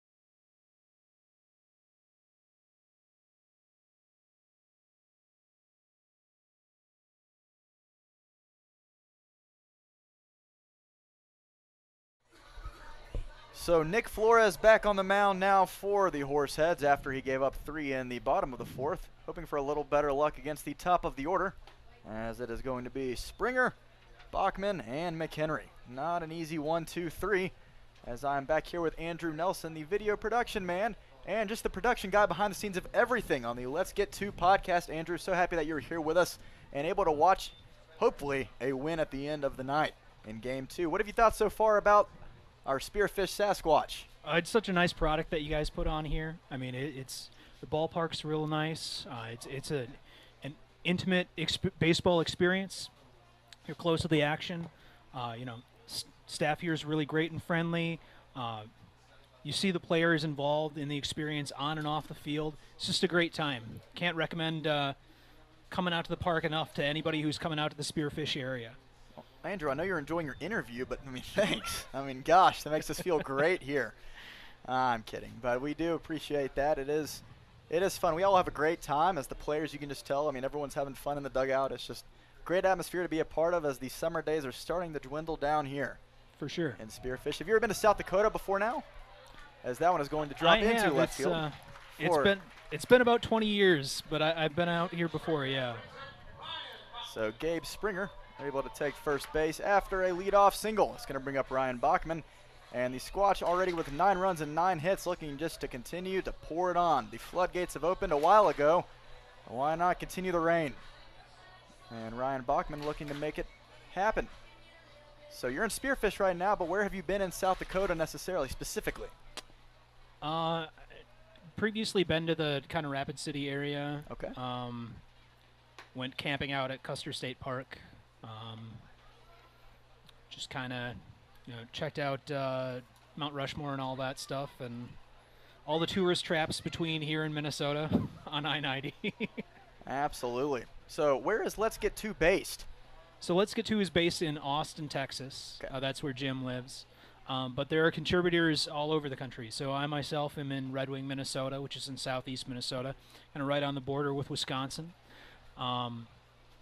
We have contributors in Arkansas and in other parts of the country. So we get together occasionally, but mostly we kind of work remotely. And I'll write up scripts and send them to Jim, and I usually meet up with him about once a season. So a couple years ago, in 2020, we met up in Fargo when the American Association was one of the only leagues playing games with spectators. And then last season, we met for a couple of Northwoods League games out in Wisconsin. So we went Northwoods is beautiful, is it not? Yeah. I'll tell you what, that league has it together. So we went to the Fond du Lac Dock Spiders and the Madison Mallards last summer, and that was a lot of fun. Definitely especially recommend the Duck Pond in Madison. Great place to go check out. The Mallards are very cool. I actually have a friend who is announcing for the Green Bay Rockers. Nice. In the Northwoods this year. So we've been keeping in touch. He is having a good time up there, as that one is going to be thrown off the mound wildly past first base. Gabe Springer is going to easily steal second base. So, an 0-1 count now to Ryan, to Johnny, as Ryan popped out to center just a few moments ago. 1 out, 1 on for Johnny McHenry. But I tell you what, it does feel a lot different here than it does in Texas. It is something about it. It's still a lot drier, I'm sure, but I've never been to Texas before, so I have no idea. But it is something different. A good break from all the grueling southern heat. Yeah, and the humidity. Oh, yeah, the humidity. Is it as bad in Texas as it is in Georgia? When I was there, I did meet up with him for a game in Cleburne, which is kind of a suburb of Dallas, last year. It was early in the season, so it was kind of cold for them and rainy. So it was beautiful for me. It was in like the mid 60s to low 70s, and I was like, oh, this is great. This is T-shirt and shorts weather, and they were all kind of bundled up. But I don't feel like I've gotten the full Texas summer experience yet. Oh yeah, I feel like none of us have. I mean, unless you live there, you're not going to really get the true experience. Yeah. Harrison Clark stepping in again after he's looking to add another hit. He's had himself quite the night. He's enjoying his time as he is 2 for 2. with a walk to add to it. So talking just more about the geography across the country, you are going everywhere with Jim. Y'all are just packing up, going from place to place, visiting everywhere, as that one is going to be shot into right field, and the right fielder unable to make the catch on the slide. That is going to advance runners to the corners. Still 2 outs for what appears to be Nikki Winterstein stepping back in once more. The lineup card continues just to roll over and over, seemingly each inning, which gives us more time to talk, Andrew. So far on this tour, the Sea to Shining Sea Grand Tour is what I like to call it. What has been your favorite stop so far? Well, this is actually the only stop I've made it out to this season. Oh, okay, I'm a lot more part-time at this than Jim is. Jim is one of our nation's wonderful teachers. He gets summers off to do his other job, working on the podcast. So that's part of why I'm a much more remote member of the team. I work a regular 9-to-5 sort of job, and this is all for the passion right here, isn't yeah. it? Okay. So get to escape occasionally and meet up with Jim at various locations, but like previously said, I made it out to Wisconsin and North Dakota to meet up with him, and down in Texas once, and now out here. So I guess that means we're number one. I mean, for you, Spearfish has ranked first among all these places you visited. We'll take it. We don't have to tell them that you haven't been anywhere else. Spearfish is the spot to be. Absolutely the A1 top baseball team I've been to in South Dakota. Oh, thank you. That means a lot. It is a 9-0 game here for the Sasquatch off of 10 hits. The Sasquatch offense continues to pour it on. Nikki Winterstein has a great opportunity here with 2 outs and runners on first and third. So even if you haven't been going around necessarily, you are still an avid baseball fan, as we can tell, historian at heart. What would you say would be your favorite baseball memory through all your years of traveling, whether that be watching on TV, going to a baseball stadium? Are you a fan of any certain specific fan base? Sure. So I'm a Minnesota Twins fan, been born and raised in Minnesota. Don't give Trevor a fist bump, our stat guy over here. I'm just old enough to remember the World Series that we won, so came of age during the 1991 World Series, and been a fan ever since. Fan of the St. Paul Saints ever since I was a kid too. Back when they were in an independent league team, and now that they're the Twins AAA affiliate, and my local summer collegiate league teams too. The Honkers primarily, but I try and get out and support other ones in the region when I can too. Absolutely. So that one is going to be caught out towards the left side for out number 3. Great catch there to retire Nikki Winterstein, but still a 9-run game. As we head to the top of the 6th, I am Win Andrews alongside the production man for Let's Get To podcast, Andrew Nelson. We have a few more questions for Mr. Nelson as we head to the top of the 6th. We'll be right back with you in just a few moments.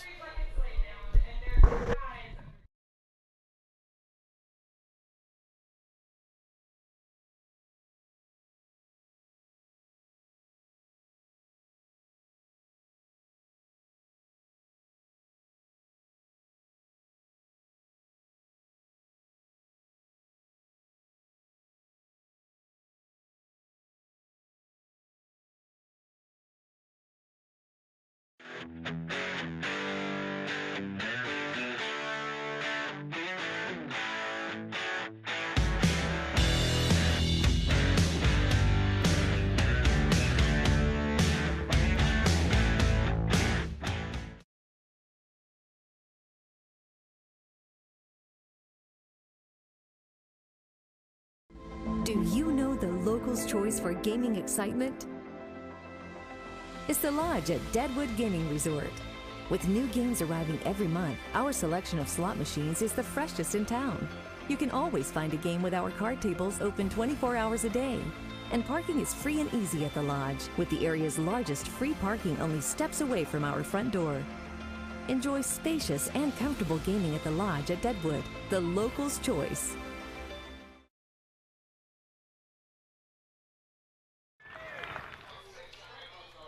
So in the middle innings of tonight's matchup, Kenji Miller taking the mound for the Sasquatch in his last start for Spearfish this year. I was going to wait until a little later in the game to be able to talk about it, but through 5, Kenji has been brilliant.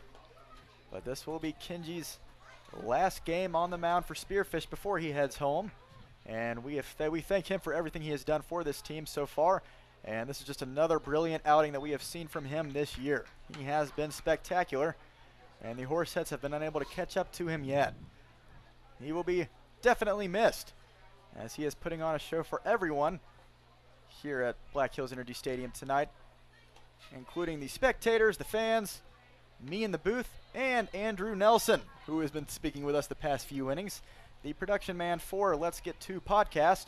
We encourage you to listen to them. They are great, and they are very interesting to say the least. It is some good stuff all around, as they are making their rounds and making their stop in Spearfish tonight for Game 2 against the Horseheads.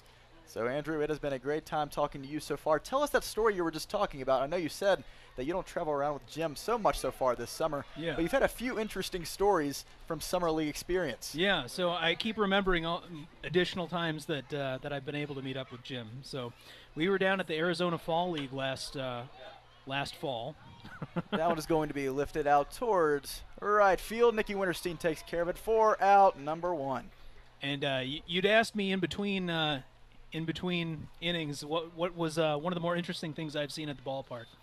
And there was a full-on bench-clearing brawl at this Arizona Fall League game. A bunch of guys who should just be kind of chill and don't even normally play together, just having it out, fists flying and everything. But a batter got a pitch right over his head and didn't like it and charged the mound, and they had to go to took a lot of effort to separate them, and it was quite the thing. I'm about to say that's pretty crazy right there. You never see that, especially with guys who just all come together for a summer. It's supposed to be pretty relaxed. Right. You don't see that. And the craziest brawl you've ever seen. So we might not have a brawl tonight. Hopefully not in Game 2. Hopefully not. But have you ever seen Santa Claus here at the stadium? I have never seen Santa Claus at a ballpark. Well, welcome to it, my friend. You are seeing him live and in person here, and just right down next to the first base line, next to the dugout for the Sasquatch. He is making his rounds. We just showed him on the camera. We're actually not sure where he just went. I think he just disappeared. But he is here at the park, so we had to pull out all the stops. We even had to call Santa Claus for you. Yeah, I got to go find him. Absolutely. Well, Andrew, we appreciate you. Anything else you want to add, or anything we should be looking forward to, as I encourage everyone to be able to tune in to the Let's Get To podcast. It is a lot of fun. I just want to thank you guys for having us out and sharing this wonderful experience here at Spearfish Sasquatch.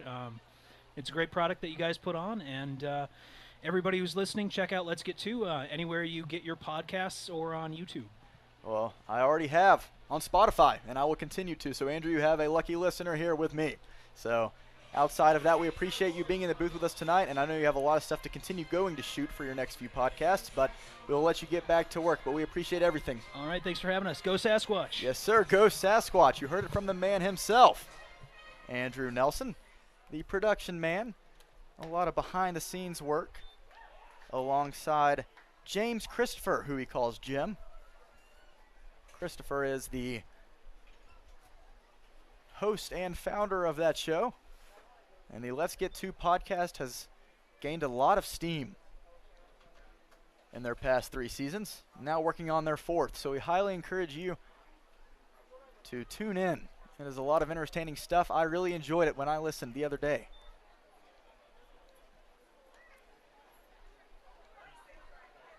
As we are back to game time action now, Santa Claus is patrolling the stadium.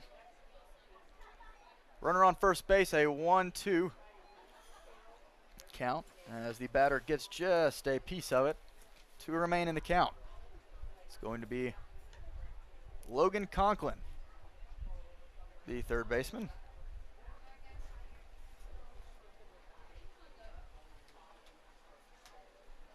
Casper has yet to score tonight. They have registered only 2 hits. Kenji has been lights out so far.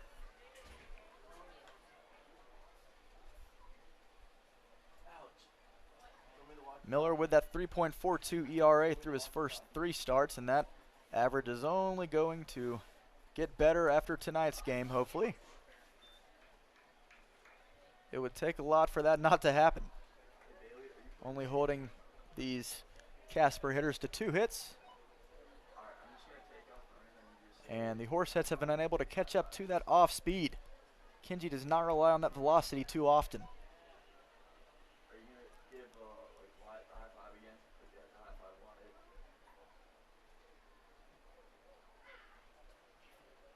So now the count is even at 2, 1 on, 1 out. The pitch, swing and a miss, foul tipped into the glove, 4, strike 3. Logan Conklin down on strikes as Kenji struck him out. 2 outs for Chase Burke. Or Chris Burke, excuse me. My apologies, Chris, if you were listening. Or will be listening later. You are playing at the moment.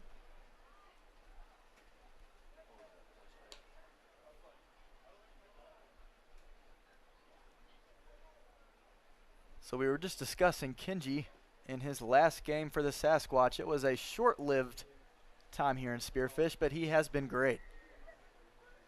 And I asked him before the game what he's trying to do. He says, I'm going to do everything I can to go as deep as I can in this game and give us the best chance to win. As Keenan O'Brien behind the plate looks to be a bit shaken up off of that foul ball. Looks like it got him in the mask. We hope he is okay.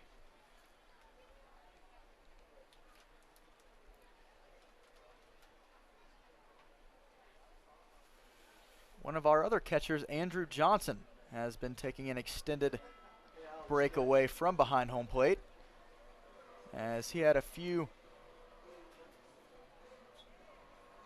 foul balls to the face mask. And we have been very patient, very careful trying to get AJ back in action. Not sure when we'll see him return, but you do not want to lose Keenan either. He is a gutsy man behind the plate. A great catcher at that. And we want him to be able to catch all 6 innings of work from Kenji, as they have crafted together a beautiful game. The 1-1 now to Burke. Going to be a bit low for ball 2.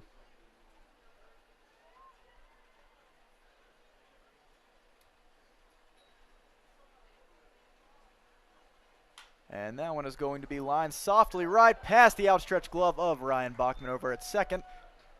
Falls into center field. Runners on first and second now, and Ryan is slow to get up. We hope he is okay. He is going to be okay. Nicky Winterstein to the rescue all the way from right field, and they're going to hug it out.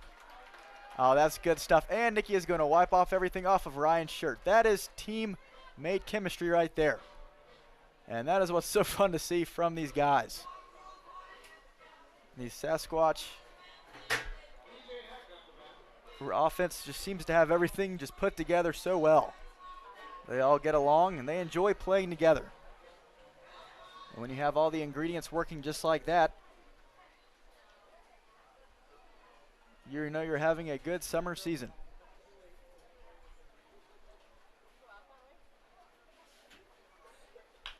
And that one is going to be lined into left field. Gabe Springer going to cut it off. Now bases are loaded. Still a 9-0 game. We'll see if Kenji can get out of it. There is someone warming up in the Sasquatch bullpen. It looks to be Wyatt Adams, as there's going to be a quick mound visit between Jarrett Hunt, the Sasquatch head coach, and O'Brien. They're all going to head out to the mound for a few moments. You want Kenji to be able to get through 6 complete.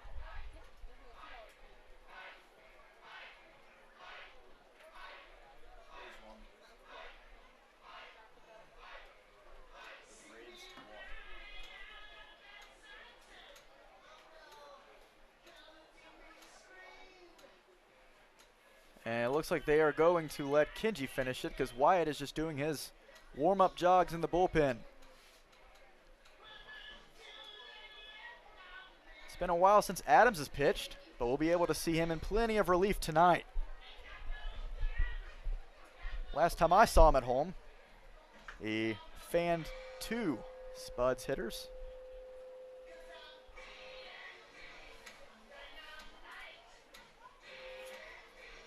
Or excuse me, heck, that might have been the Bison. I'll have to look back and see which opponent that was, but either way, Wyatt had a great appearance out of the pen in the 9th inning. But now with bases juiced, Kenji looking to keep it a scoreless affair with 2 outs. That one is going to be yanked down left way, foul out of the park. So strike 1 on the beer batter, as our PA guy just said. It's going to be Dane Flashberg, the catcher, batting 8th tonight. And he's quickly behind 0-1. And Kenji throws that one in the dirt.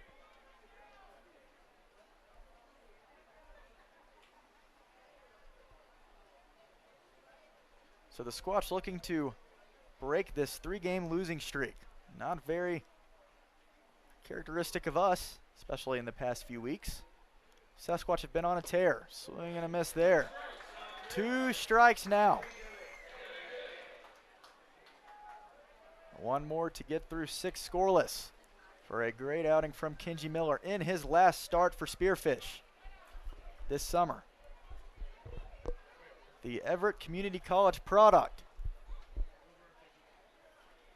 The 1-2.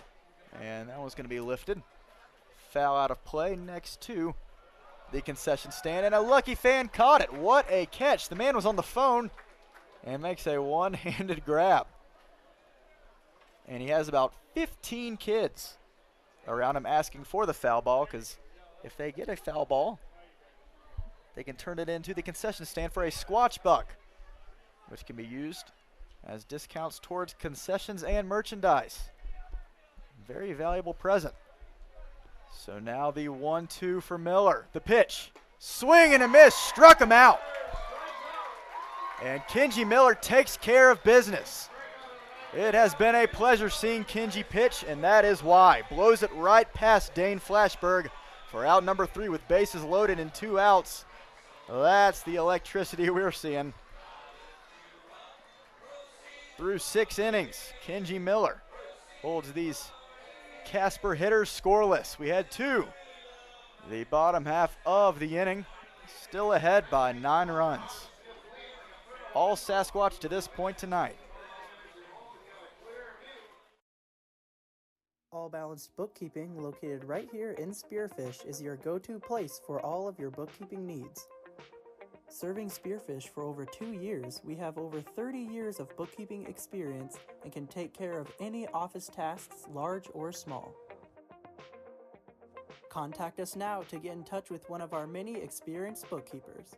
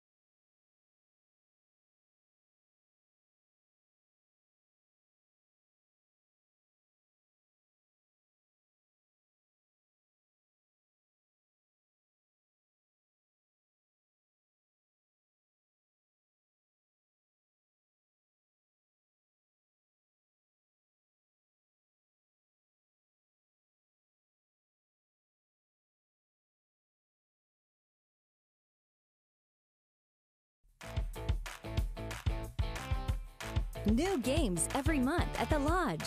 We are constantly updating our gaming floor with the latest fun games to keep our guests entertained with new games every month. For the freshest selection of slot machines in town, make the Lodge at Deadwood your gaming destination. The locals' choice for gaming excitement with the newest games is the Lodge at Deadwood Gaming Resort.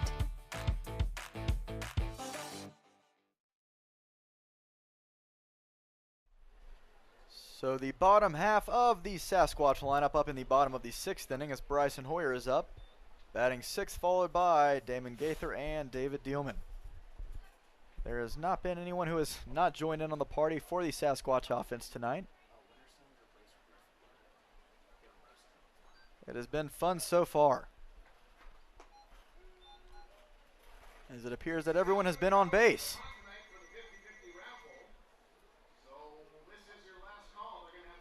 And after 6 innings of shutout ball from Kenji Miller in his last start with the Sasquatch, cannot ask for much better. Bryson is going to put that one in play, and that one is going to be on the ground.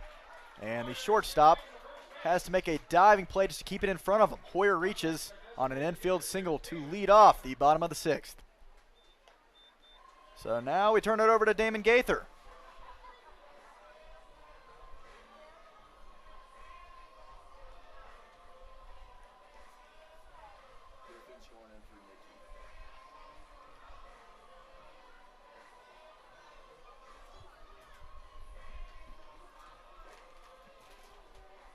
So an all-around great performance on both sides of the baseball tonight for the Sasquatch. This is more of what we're used to seeing. Spearfish saying to the Horseheads, hey, last night was a bit of an outlier. We admit y'all outplayed us, but tonight's more like it. And now a 2-0 count to Gaither. Nick Flores is still out on the mound. It is a 9-run ball game, so you have to imagine that the Horseheads pitching staff is electing to keep him out there as long as they can. I'm sure the Horseheads, just as any other team does in the Independence League this summer, has a place to get to very soon after tonight's game. So they want to keep as many bullpen arms as they can. 3 balls, no strikes with a runner on first. The pitch, and Gaither making him throw a strike. Flores does. It is a 3-1 count.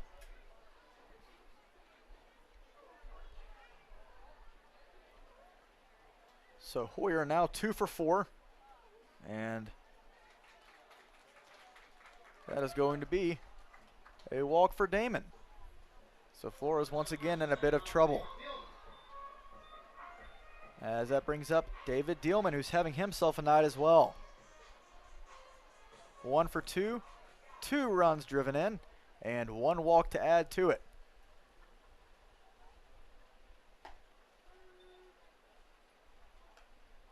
So David having himself a fun time at the plate in game 2, and was throwing some heat in game 1. We're not going to complain about that, the 0-1. Taken just outside, ball 1. It is a 1-1 count, with nobody out and runners on first and second. A beautiful night here at the ballpark. 8:35 officially and on the dot. 2 hours since first pitch. And we're only in the bottom of the 6th. But now we're starting to feel that breeze.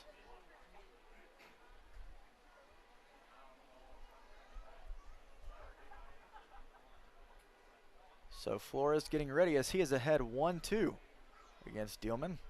The pitch. And David spits on that one in the dirt for ball 2. So let's go and do some math here. In the first inning, the Squatch pulled across 2 runs. In the second, they had 1. In the third, they had 3 runs. And in the fourth, they had 3 as well. And they've been scoreless since then. That's weird, as that one is in the dirt and almost over the protective netting.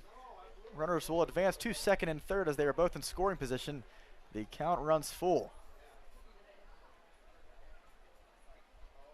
Not sure how that one hopped so high past the catcher.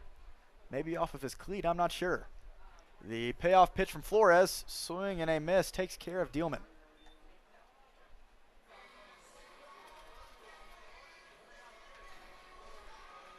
So stepping back in is Keenan.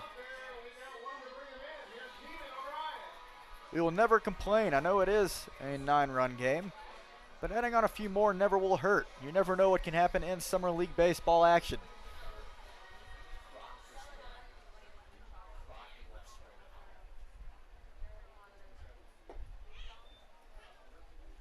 As Keenan takes that for ball 1. Looking in the on-deck circle where we would usually see Nicky Winterstein as the lineup card. Not Nicky Winterstein. Gabe Springer now. We've had Winterstein lead off in a few games, but Gabe Springer is our #1 guy tonight. Looks like he is going to have the rest of tonight's action off as Gage Crott is in the on-deck circle. Will be stepping in for left field for the rest of the night.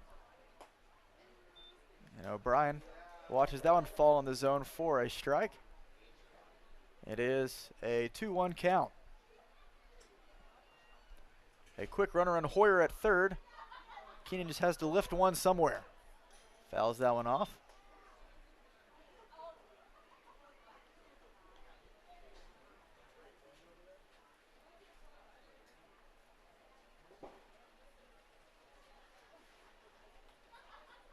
So thank you for joining us tonight. It has been an offensive affair of some sorts, but we cannot forget the performance from Kenji Miller on the mound. 6 innings, shutout ball, only allowing 4 hits.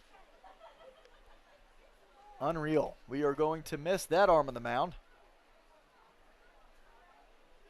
A huge boost to this Sasquatch rotation when he came along, as that one is going to be put in play right next to the second baseman. A run comes home, and Keenan O'Brien out over at first base. But he does exactly what he's supposed to do. Bryson Hoyer comes home. The score is now 10-0 in favor of Spearfish. And that brings up Gage for his first plate appearance of the night with Damon over at third.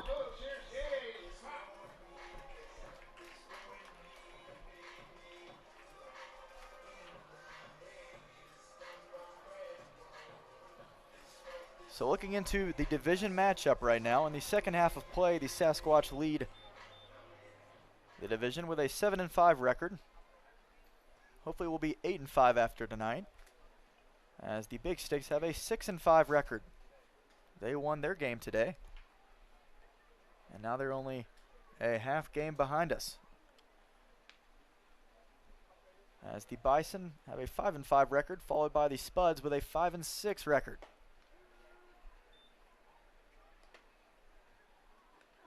Since the Big Sticks won the first half of the season with the best record, as long as we have a better second half record after the Spuds, as Gage is going to send that one out deep towards center field for out number 3, right shy of the warning track. But still a run crosses. It is a 10-0 lead.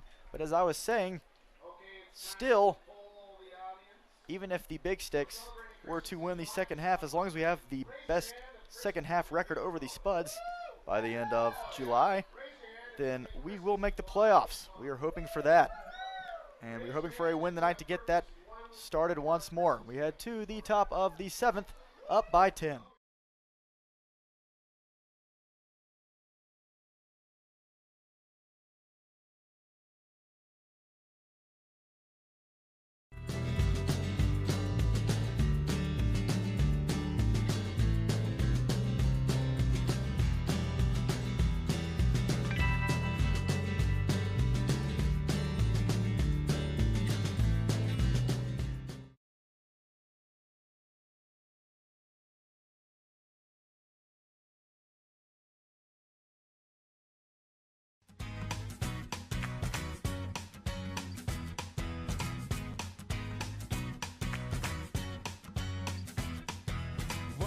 Through life, every day is a new beginning. Shine your light. It's a day and the world is waiting. Move along to the song, singing in your soul. Feel the beat, clap your hands, let's take control. All you need, all you want, are you ready to find your way?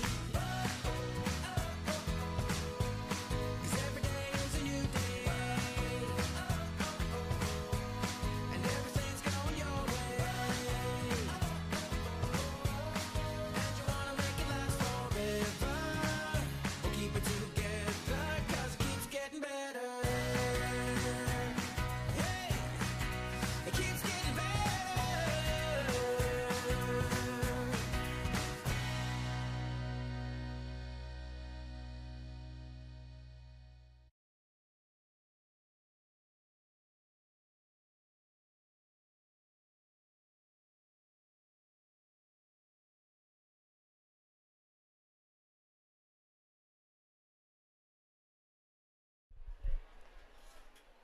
So The 9-1-2 hitters up for the Horseheads once more as we have approached the top of the 7th inning. Squatch are up by 10. It is Christmas in July. We've seen Santa Claus here at the stadium. He has made his appearance. But don't look now, another surprise appearance, as no other than Kenji Miller has taken his spot right back on the mound for the 7th inning, as he has just thrown his 92nd pitch on the night. A lot of us figured that after 6, with having bases loaded and 2 outs, and after getting out of that jam, they were going to call it a night. But with the 1-2 to Chasey, bit inside, count runs 2-2. Kenji is just letting it all out. And we are not complaining. As we said, his one objective tonight, as he throws that one, looks like it was in the zone, but not good enough for the home plate ump. Count runs full. Kenji wanted that one. But Miller did say before coming into the game that he was going to try to go as deep as he possibly could for the Sasquatch. As the first base ump says that Chasey did not go around, so that is going to be a leadoff walk to start the inning. As that brings up Tucker Rowe with Kenny Garcia on deck. And that just shows a lot of confidence from the coaching staff of the Sasquatch. Jarrett Hunt saying, "Let it loose, kid." A 10-run lead, your last start in here in Spearfish. And you've only had 4 hits surrendered so far. Why not keep up the good work? And it is evident that Kenji wants to stay out there as long as he can. And the Squatch offense has done their part to make Kenji stay out there. 10 runs, 11 hits on the night.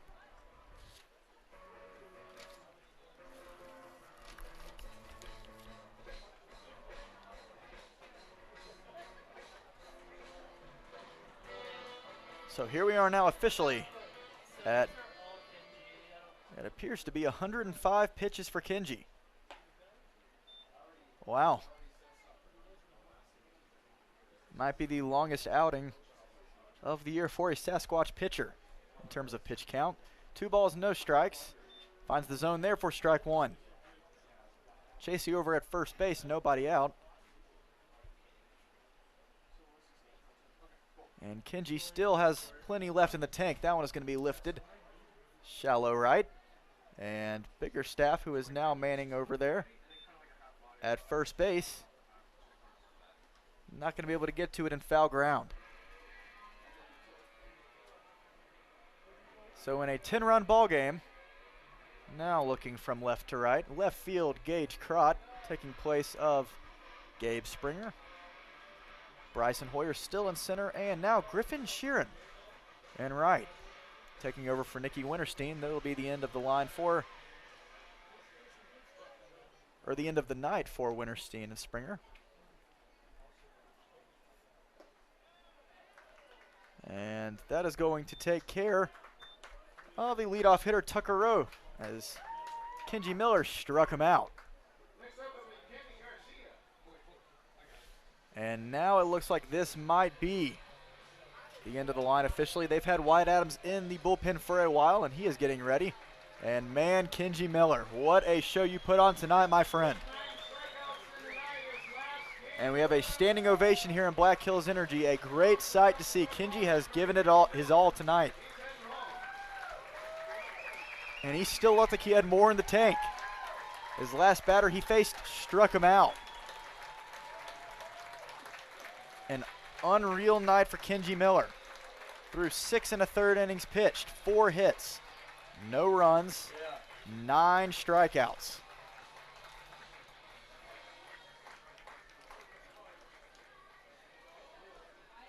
And with how good of a pitcher Miller is, it honestly just seems like another one of his nights. But it's even more special now knowing that this is his last time in a Sasquatch uniform. So Kenji, thank you for all the times we've had already in a short-lived season with you on the mound. It has been fun. So now going from more of that off-speed work to that fastball thrower, Wyatt Adams coming out of the pen. here in the top of the 7th. Wyatt looking to get the next 2 outs to retire the side and keep this game moving right along. So as Wyatt steps up, we'll be back with you in just a few moments. A very, very quick break. The Squatch are up by 10. We'll be right back with you.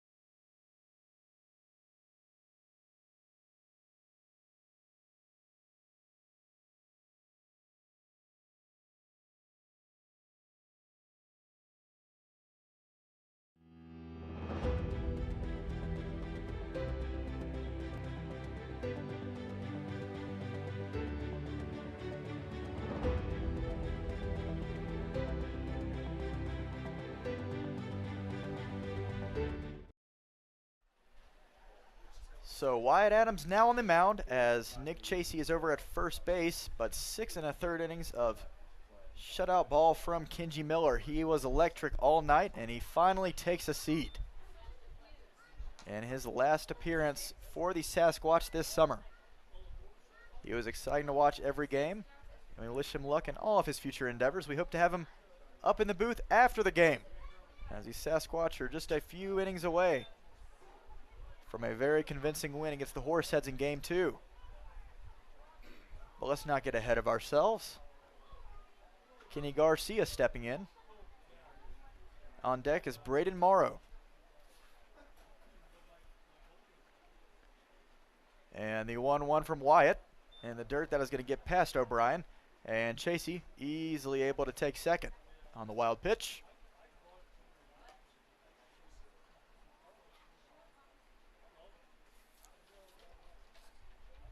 So we've talked about Wyatt a couple of times.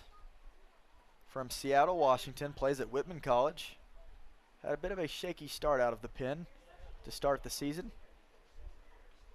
But that one is going to be hit to Ryan Bachman. A tricky hop, gets it off the glove, and the throw over to first in time for out number 2. What a play. Ryan Bachman stayed with it the entire time. You've got to be kidding me. The runner advances to third, but 2 outs now. Wyatt's able to pitch for some ground ball contact, but it was hit hard, and a tricky hop off the glove of Ryan. He's able to glove it, pops out of the glove, into the air for a couple of seconds, pulls it down, and throws over to Biggerstaff at first just in time. A bang-bang play, but that is going to retire Kenny Garcia. And Braden Morrow now the final hope for the Horseheads here in the 7th inning.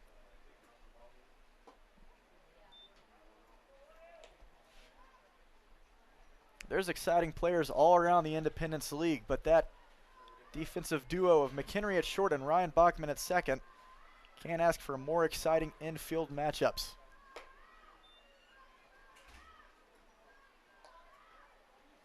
Two balls, no strikes now to Morrow.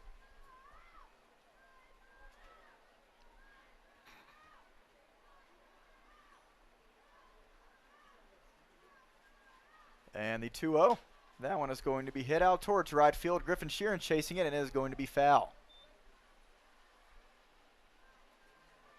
It was hit deep, but curled to the right, as it was hugging the right field line for the most part. So now Wyatt in a 2-1 count. So Adams, along with many of these guys out of the bullpen at the start of the season, did not necessarily have trouble throwing strikes. It was a lot more of just getting ahead of counts and then not being able to finish off batters. That one's going to be grounded back to Bachman. A tricky one hop. And then the throw over to first. Just like clockwork, Ryan Bachman back to back. Outs number 2 and 3 hit directly to him. Able to retire the Horsehead hitters. So great job from Wyatt to keep this a scoreless ball game. And a great job from Ryan Bachman, being the defensive expert he is over at second base. We are headed to the stretch, and all signs point towards a good night tonight. headed to the bottom of the 7th, up 10-0.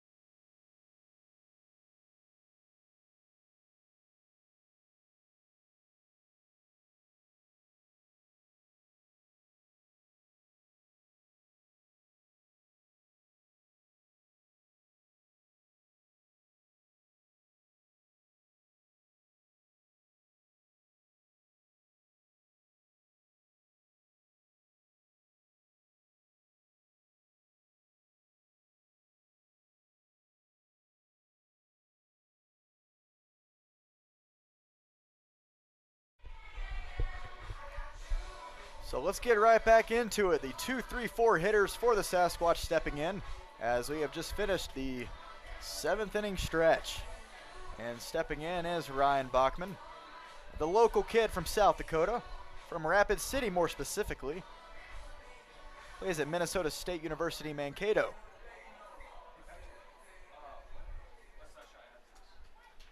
And we love his production at the plate, but we also love what he can do over at second base as he lines that one out for out number 1 here in the 7th. Just a few moments ago, as Wyatt Adams came into the game on the mound to take over for Kenji Miller after Miller had 6 1/3 innings of scoreless ball on the mound. Wyatt came in and put the ball on the ground for the next 2 outs.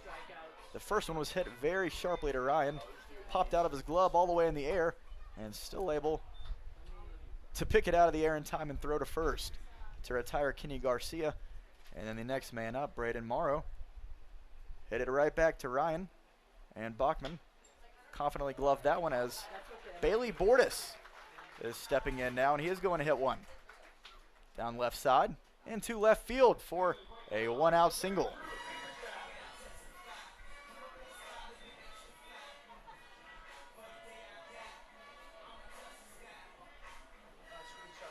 So after that 7-error game against the Bison, and 2 errors last night that were very costly for the Sasquatch, seeing defensive highlight plays like that from Bachman are always reassuring. Squatch have been much better about handling the baseball on the defensive end tonight, only allowing 1 error, and it has not cost them anything. It is a 10-0 lead with Bailey Bordas, who has stepped in, as that one is going to be chopped 1 time over to second, and the throw to first for an inning double play. And that was Drew Biggerstaff racing up the first baseline, hit into the twin killing as we head to the top of the 8th. But we have a lot of guys in. Excited to see them play the rest of tonight's game, as we are in an offensive heavy one tonight. Squatch on top by 10. And the later innings of tonight's game. We'll be right back with you in just a few minutes.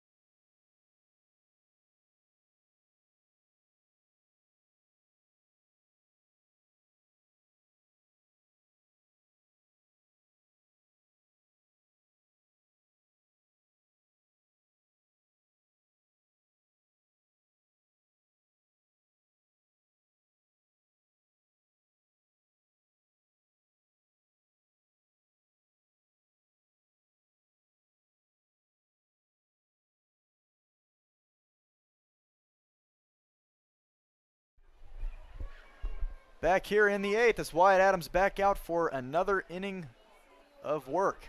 He went the last 2/3 of the 7th and now out for his first full inning with an entirely new Sasquatch defense behind him.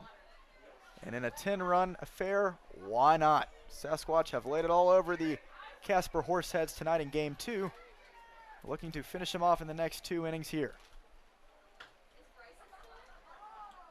We'll get into the defensive alignments in the next few minutes because as the rest of the summer season schedule continues to roll on, you'll start seeing a lot of different faces at different positions.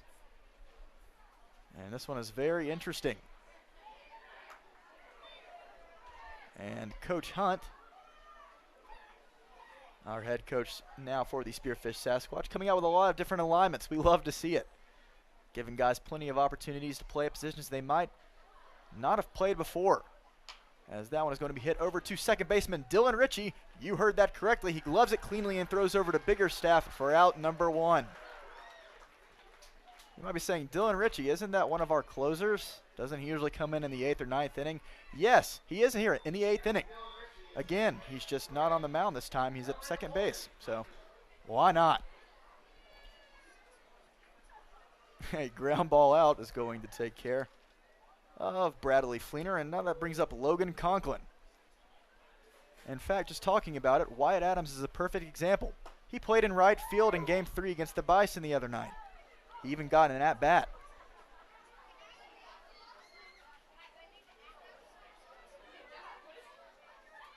So now he has his own batting log. Great job, Wyatt. The next Shohei Ohtani.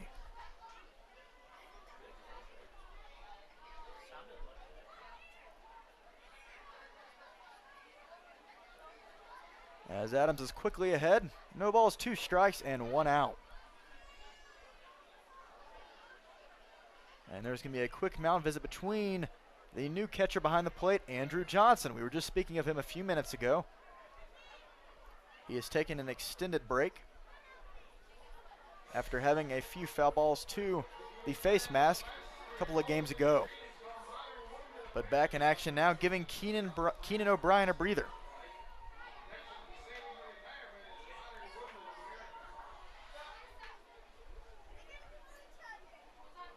So I was correct originally. On July 4th, Wyatt Adams against the Canyon County Spuds pitched the 9th inning, striking out 2, earning the save.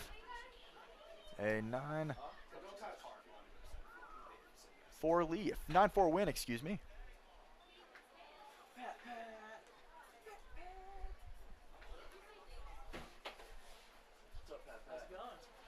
As I am here in the booth and I'm getting a greeting from one of my friends wearing a Christmas suit. Hi. Nicky Winterstein. He's not the one wearing a Christmas suit, but he's holding Patty. Patty? Yeah. Pat. Oh, Pat. Should we introduce Pat? Mr. Grinch. All right, while we're here and Wyatt is introducing him with a 1-2 count, Nicky, get on the live stream here. We're putting his headset on as we are just showing everything off. Nicky. Say hi to the camera. It's a wave. And that one is going to be hit way high. You're not going to be able to see that one on the camera. But Griffin Sheeran racing in from right field, able to make the catch for out number 2. Say woohoo! Nicky, aren't you supposed to be in right field right now? I was. Y'all just decided to take a break. What's 10 runs? Coach said we're going to take me out of the game and give some guys some at bats and some playing time. We're getting ready for a big old 6-game road stretch, so I think we're trying to just manage everybody, get everybody some playing time, make sure everybody's fresh. Yeah. So. Well, thanks for coming up, man. Appreciate it. Always fun. I've been running around a little bit, throwing some frisbees, running the bases with the kids. Yeah, I saw you throw a frisbee a few minutes ago. Not a great toss, to be honest with you. Well, you could improve a bit. I mean, it was in the bread basket, so she caught it. Swing and a Nice miss there present from Chris Burke. For strike 1, Wyatt Adams has been very nice on the mound so far in relief of Kenji Miller. If possible, I'd like to get Patty and his sweater some camera time. It's too good to pass up. I think that's fair. The content that we could get from it is just top tier. Where is our dugout camera? Why can't we bring him here? Let's see if we have him right. There we go. Nicky's in the booth with us right now. I'm taking a seat so y'all can see Patty clearly. Patty, say hi. Look over here. Look over here. Say hi. Patty, you're on TV, my friend. Say you're a mean one, Mr. Grinch. Patty says, quite frankly, I don't know if I care. I don't think he does. That's I think okay. He's content getting run around. He had some Powerade earlier. I think he spilt the whole thing on himself. That's okay. But it's been a hot day, so I can't blame him for wanting to cool off any way he can. I mean, being in that Christmas sweater here in the South Dakota heat, I mean, I'd be thirsty too. Yeah, this thing's pretty thick too, but probably the best dressed guy here, that's for sure. Do you know if Patty ran into Santa Claus earlier when he made his appearance? He did. He got himself a nice little present from Santa's big old present sack. Very nice. Very, very cool, Nikki. Well, thank you for being here in the booth with us and Patty here on the call for the rest of tonight's action. Nikki, are you excited for headed out to play a 5-game set all against the Western Nebraska Pioneers? Yeah, I know we're hitting the road tomorrow morning. We're going somewhere. I'm not real sure. Yeah, I don't know. I guess you say Western Nebraska. My geography is not terrible, so I know where the western part of Nebraska is. Well, you know, Spearfish is on the westernmost edge of South Dakota, so yeah. I guess technically we'll just be going down, just going south. So it doesn't seem like it's going to be a super long bus trip, which that's always good to hear. You know what else is good to hear? A Strikeouts. strikeout from Wyatt Adams. Strikeout. Has come on the mound, and he is hot so far. Great job taking care of these Horsehead hitters, taking care of business as we head to the bottom of the 8th. I have Nikki Winterstein now on the mound after a surprise in the booth with us, not in the mound, and a surprise appearance alongside our friend Patty on Christmas in July. It has been a fun one tonight here at Black Hills Energy, folks. We'll be right back in just a few minutes.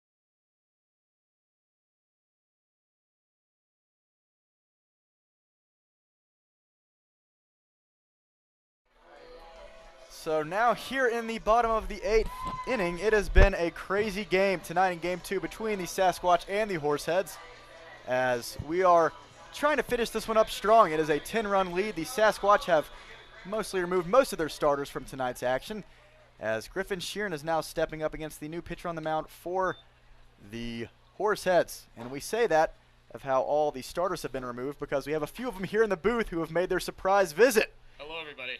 Hey, guys. What's going on? As we have Ryan Bachman, Gabe Springer, and Keenan O'Brien, all three in the booth just because they felt like it. So, gotta have a little surprise up here for you, Win. We just love Win so much, so he's a great guy. We want to come say hi. oh, thanks, guys. Just wanted to make his day better by coming up here. Gabe, you always make my day better, my friend. So, Griffin is going to lift that one out of play. It is a 1-2 count. Guys, what did y'all feel about tonight's performance? How did everything go? Just really good offensively, situational hitting, and then, of course, Kenji in his last start threw the ball really well. So it was awesome to kind of see that happen, and it's good to, get back on the winning ride, hopefully, and it's good, so. It's going to be a long one, 5-game road trip going off against the Western Nebraska Pioneers. I think I'm going with you, actually. So, big-time stuff there. That makes me really happy. Is going to lift that one out of play. Again, I think. I was facing y'all the other way, but I thought I heard the ball off the bat. Maybe not, but it is a 1-2 count. It's not your fault. We are standing behind you, so it's kind of tough. That's okay. Y'all can't stand in front of me. That wouldn't make any sense unless y'all were in front of the booth here. But, Ryan, what about that play a few minutes ago? Back-to-back grounders to you with Wyatt Adams on the mound, including that one that bounced out of your glove a few feet in the air. You're able to corral it and throw it to first. Tell me about that. Yeah, it was kind of a tough hop. I got down. I got there in time, but got a little bit of a tough hop. So it was good to just kind of stand in front of that one and, be able to still make a play. But then the next one was a rocket, one of the hardest hit balls I've had all year. So it was good to make both of them and get wide out of the inning. So. And you did a great job of that as the count runs full now to Griffin. It's good to see these guys being able just to battle it in. I love our new head coach's just ability just to be able to say, hey, let's throw these guys out wherever they want to go. Dylan Ritchie at second base. How does it feel to have our closer taking over for you at second? Best hitter on the team, really. Yeah? Big pinch hitting situation there. Griffin Sheeran down on strikes as that is out number one here in the bottom of the 8th. And no look now. Here comes Davis Carr. Are y'all leaving? Yeah, we have Keenan will stay. Oh, we Keenan's have to go gonna stay? throw some stuff in the crowd, so we'll be. Oh, that's okay. That's okay. Like, I will see y'all in probably, hopefully, the next few minutes. Yes. I'm trying to wrap this game up. Bye, Ryan. Bye, Gabe. Bye, guys. We'll see y'all later. Keenan's going to stay with us because he loves his time in the booth. I love Win. It's been fun. Oh, thanks, Keenan. Anytime. I appreciate it, man. You're a good announcer. It's always fun having you up here. So I like watching it back and hearing your voice. You call a great game. I try to do my best. Last time we were here together, Keenan, remember we walked it off against the Spuds just a few games ago. We did. I don't think that's going to happen again tonight, but. Don't think so. I'd have to really get on to Wyatt Adams for that one at the end of the game. Oh, yeah, man, you let 10 runs cross. Come on now. I know. It's a little tough, but it's all right. Now, Wyatt's been electric out of the pen so far. It's been fun to watch.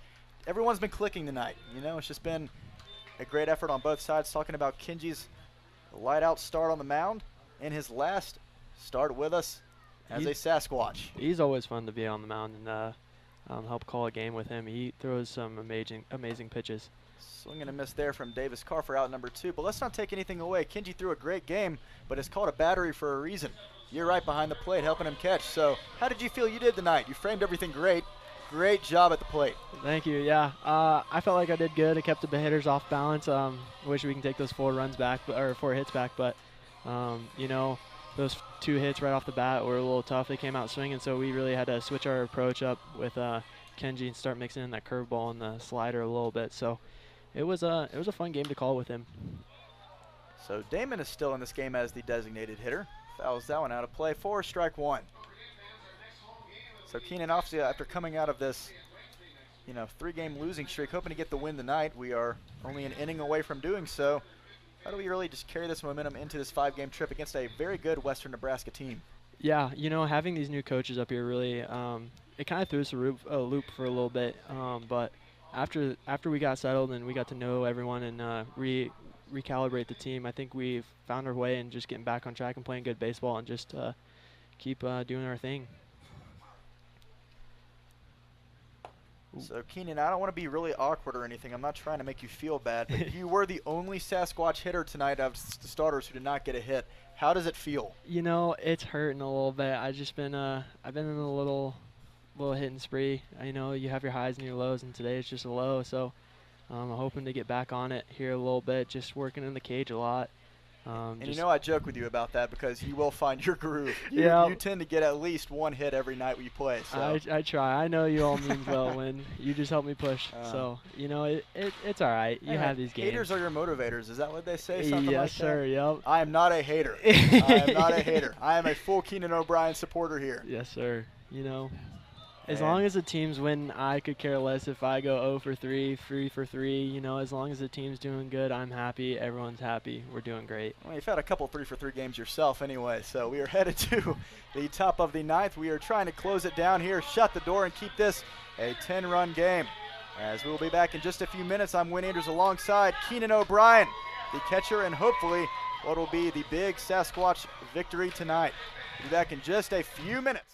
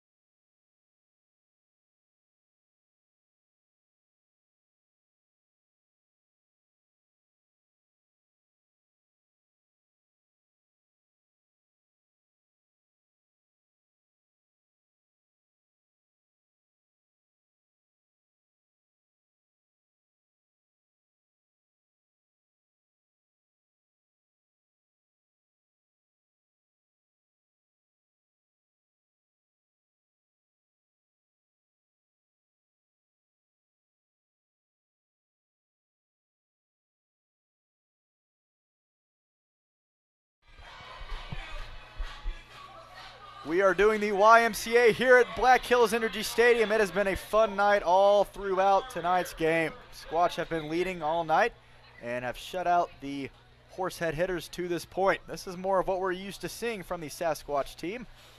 A 10-0 lead, and Wyatt Adams only 3 outs away, looking to take care of business here and get out of Dodge with a Game 2 win, as we're looking towards a 5-game road trip, all against the Western Nebraska Pioneers, starting tomorrow.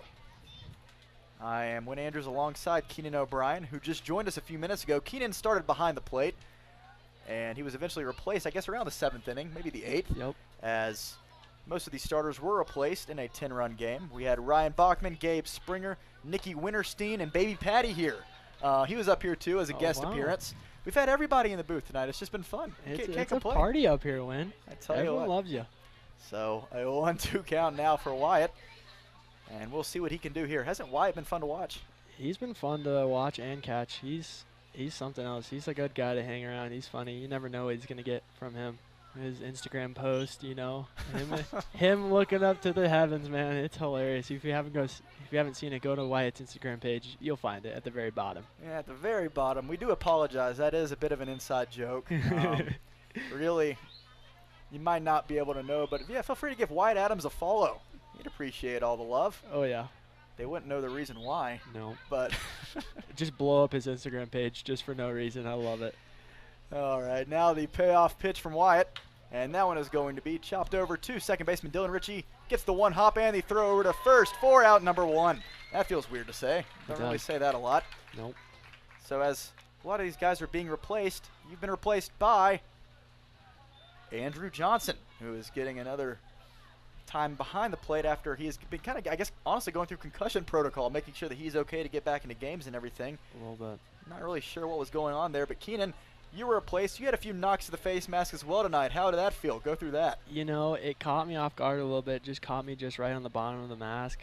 Jarred my neck back pretty good, so I'll be icing that all night long. So a nice ice bath is calling my name after this game. So yeah, that's your plans for the win tonight, is going home and icing your neck? Yep. Nice. Nothing too crazy, you know, just getting back and getting ready for the next game.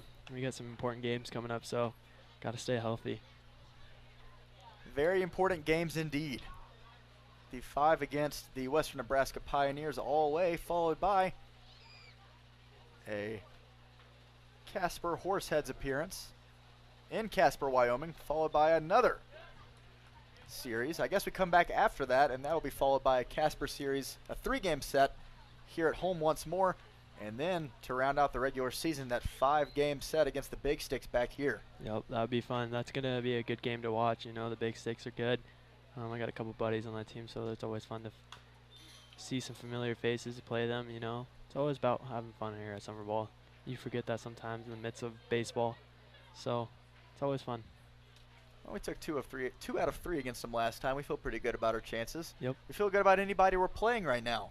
The brand of ball we're playing, and you know, the 3-game losing streak was a bit uncharacteristic of us. And now this is a lot more of what we're used to seeing. Wyatt Adams struck him out. You know, for round number 2. I think everyone's playing hot, you know, getting some new guys, especially at third. He's going to be a good addition. David Dielman. David Dielman, yes. He can throw really well on the mound and play some good third base. You know, everyone's just got to step up. It's a big team effort here. And then, you know, you got the replacements. I mean, you got Davis in the outfield now, and you got Drew at first. You know, everyone just plays everywhere. So, I mean, we'll lose guys here and there in the next coming days, but I feel good about our backups. And that is what happens during the summer ball season. You lose some, you gain some, always. And we'll be losing Kenji. Boy, we wish him the best in his future endeavors, and you couldn't have asked for a much better start after tonight's game. Yeah, he's a fun guy to be around, and that one is going to be grounded just fair, right past the first base bag. Griffin Sheeran is gunning over to second, and the throw is not going to be in time. So a 2-out double for the 9-spot hitter, Nick Chasey. The drama continues. If the Horseheads want to try to push back, it is a 10-run deficit. They have a little work to do with 2 outs. But Tucker Rowe stepping in. Hopefully we can get this last out here and go home. Go sign some autographs for your fans. Exactly. We got a lot of little kids here today, so it's always fun seeing those guys around, running around the bases. They're a joy to have at the ballpark. When their faces light up when they bring you a ball, you can sign it. You don't see that very often, but it's always fun to see those little kids have fun at a ballpark and bring joy to little ones, and especially teaching them how to play and keeping the game going through the generations, you know. Can't let this sport. You know, talking about the generational effect, being able to talk about giving back to the community, you've been in the middle of a stretch of a Sasquatch training camp, is that right? How's that been going? Tell us a little bit about that. It's awesome, you know. You don't get to interact with the fans very a lot when you're on the baseball field. You get the little autograph signing here and there, but being able to go on the field where we play and have them run the bases, hit some baseballs around, it's a joy. You know, it brings joy to their face and has it allows us to connect with the community more. You get to know a jersey to a name and a face to the numbers, you know. And it's always fun having these little kids around and playing baseball with them. It's awesome. It brings a joy to my face. Absolutely. Keenan being one of the really unspoken captains of this team. You know, we have the Nickies, we have the Ryans, all these other guys who are very vocal, but Keenan doesn't necessarily have to talk too much. You just tend to lead by example, as that one is going to be chopped over to Dylan Ritchie. He's been busy over at second base, and he gets the final out of tonight's game. A 10-0 win for your Sasquatch, and we appreciate Keenan O'Brien being here in the booth to close it out, bringing that good luck, and letting Wyatt close out the last 2.5 innings in fashion. It has been a fun one tonight, Keenan. Thank you for being here. Thank you, Wynn, for having me. You know, it's always fun being up here. So, hi, Mom. Hi, Grandma. Hi, Dad. So, oh, there we go. Little shout out. A little shout out. I got to give a little shout out. You have to. You know, so, I appreciate you having me up here. Well, Mom, Dad, and Grandma, you'll be seeing plenty and hearing plenty more of Keenan as we have a few more home games this season. It has been fun so far. And he is always a joy to be here with us in the booth.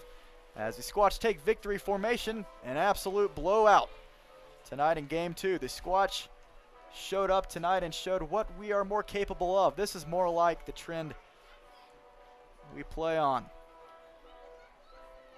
So we celebrate behind 6 1/3 shutout ball from Kenji Miller in his last start as a Sasquatch. We'll hopefully have him in the booth in just a few minutes. And then overall, a 12-hit, 10-run night for the Sasquatch offense, who let Kenji stay out there as long as he wanted to. It has been great. 100% effort on both sides of the ball. We have enjoyed it. As we are gearing up for the postgame in just a few minutes, we'll be right back with Kenji, as well as an offensive player who we're going to surprise you with because everyone had a bit of the party tonight. We'll be right back with you in just a few minutes. Squatch take game 2, 10-0, headed to Western Nebraska tomorrow. We'll be right back with you in just a few moments. You are watching Squatch Baseball.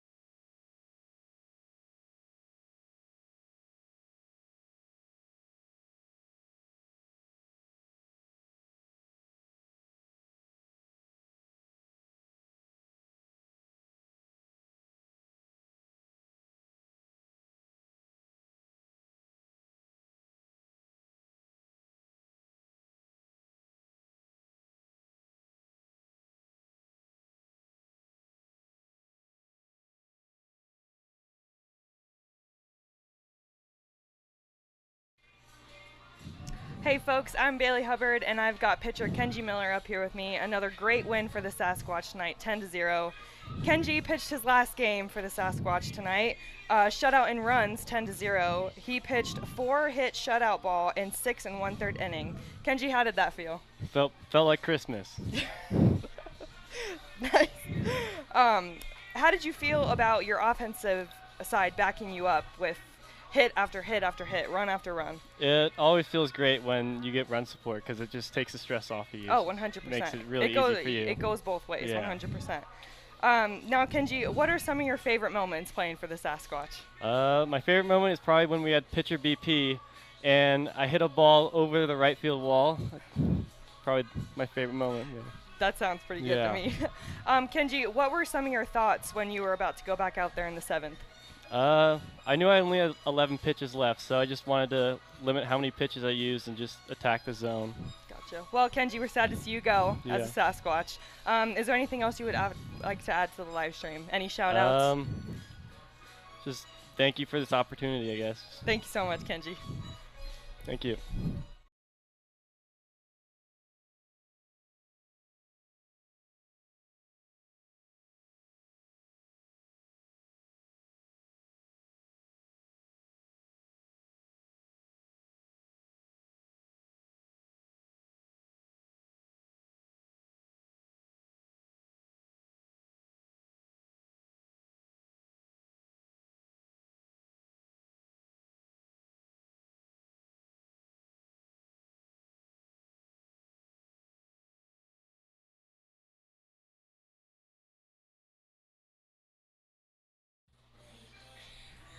So we are back here after Bailey Hubbard, our on-field host, just interviewed the pitcher of the game by far, Kenji Miller, after he went 6 1/3 of 4-hit shutout ball. It was incredible, and as he answered how it felt just a few minutes ago, he said, felt like Christmas. Well, that's fitting because it is Christmas in July here at Black Hills Energy Stadium.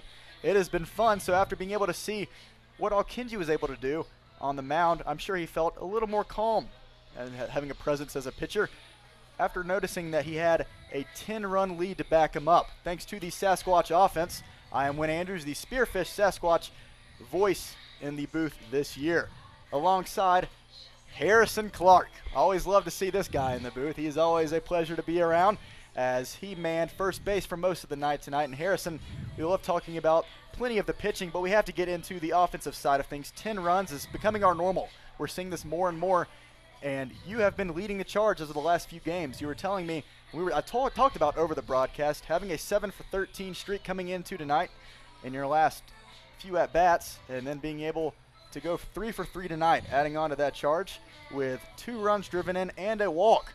Kind of go through what you were seeing at the plate and how you were feeling coming into the night. You know, coming into the night, I've been hitting balls hard at people, haven't really needed to change a whole lot at the plate. The game's beating me, I can't control that. So honestly, just getting back out there and trying to continue everything I've been doing the past couple games has been the key to my success, and I'm just lucky enough the hits are dropping right now.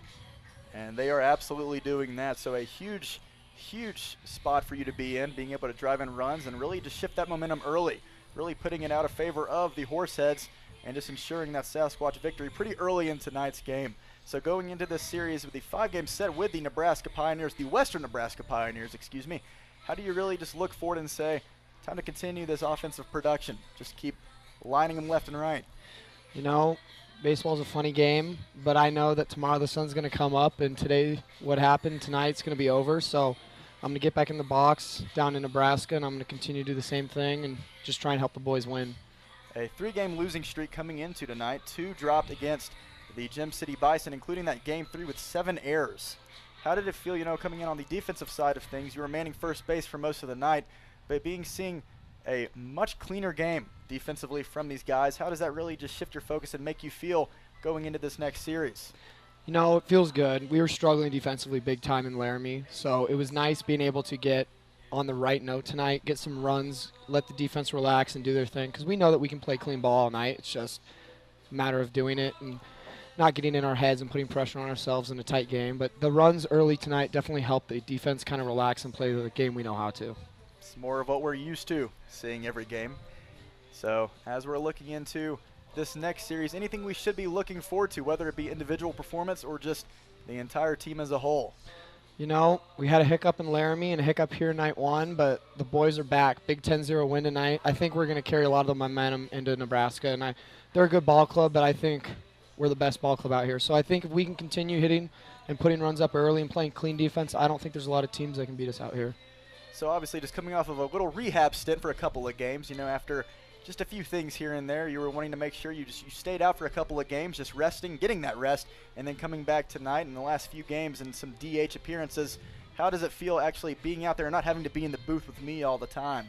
We've had you in here for a couple of games, but I'm sure it feels a lot better being out on the field. Yeah, don't get me wrong. I love being in the booth and helping you out and calling games, I know. but I love being out on the field. Very grateful for it.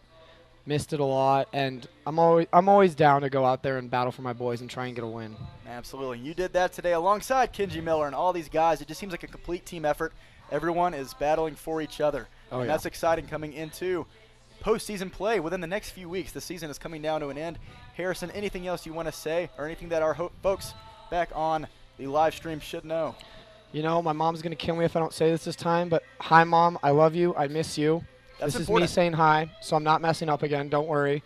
But hello to all my family and friends back home. Squatch are hot. You got to watch out. Squatch are hot. Got to watch out. You heard it from him himself. This is Harrison Clark, our first baseman. He was 3 for 3 tonight, 2 runs driven in and a walk, only adding on to the rest of the success considering we had 10 runs on 12 hits. Another great night for the Sasquatch. The Squatch are hot, and we are taking that momentum to Western Nebraska starting tomorrow. And the good news about it is that I believe I might be going on that trip with you, Harry. So It's that'll not be a fun. might. You're 100% coming with the 100% boys. going. Yep, Okay. you are. Guys trip. That'll be fun. That'll be a Guys fun trip. time. We love it. Don't be late for the bus. I'll try not to. Okay. Usually I'm pretty on time for things. I'm pretty punctual. It's good. So I'll try to be there on time. Don't pull a Drew Biggerstaff and sleep in. Oh, way to call him out. I know. Hey, I got to call that out in public. But it's okay. We bounce back. Okay, yeah, sorry, Drew. We didn't mean to do that. Awkward shout out there. Anyway, so headed to tomorrow. We are very excited. It is going to be a big 5-game series. Squatch looking to continue to add on to this record as we now improve to 8-5 in the second half of play. Only looking to push on it from here and find our way into the second half with the best record so we can make the playoffs. Things are looking up so far, Harrison, I'd have to say. Feel pretty good about all of our chances. But we will have everything for you tomorrow. We'll have all the details for you as we dwindle down to first pitch. I believe it might be 6:35 still Western Nebraska, but we'll have affirmative details for you when that time comes. But all I can say for now is the Squatch are hot. We pulled across 10 runs tonight in a 10-0 shutout over the Casper Horseheads in Game 2 as we travel to Western Nebraska tomorrow. Going to be a fun game. And Harrison, you can tell them just the same because it is going to be a fun one. Oh, yeah. Roll Sam Squanch. Go Sam Squanch. That is, we do say that as well. I don't really know why, but Trailer Park Boys. Oh, yeah, okay. Good shout out there for the great TV show. Anyway, that's going to be it for the night. Calling it a game here from Black Hills Energy Stadium. Squatch win by 10 in a celebratory Game 2. We will see you tomorrow. Go Squatch.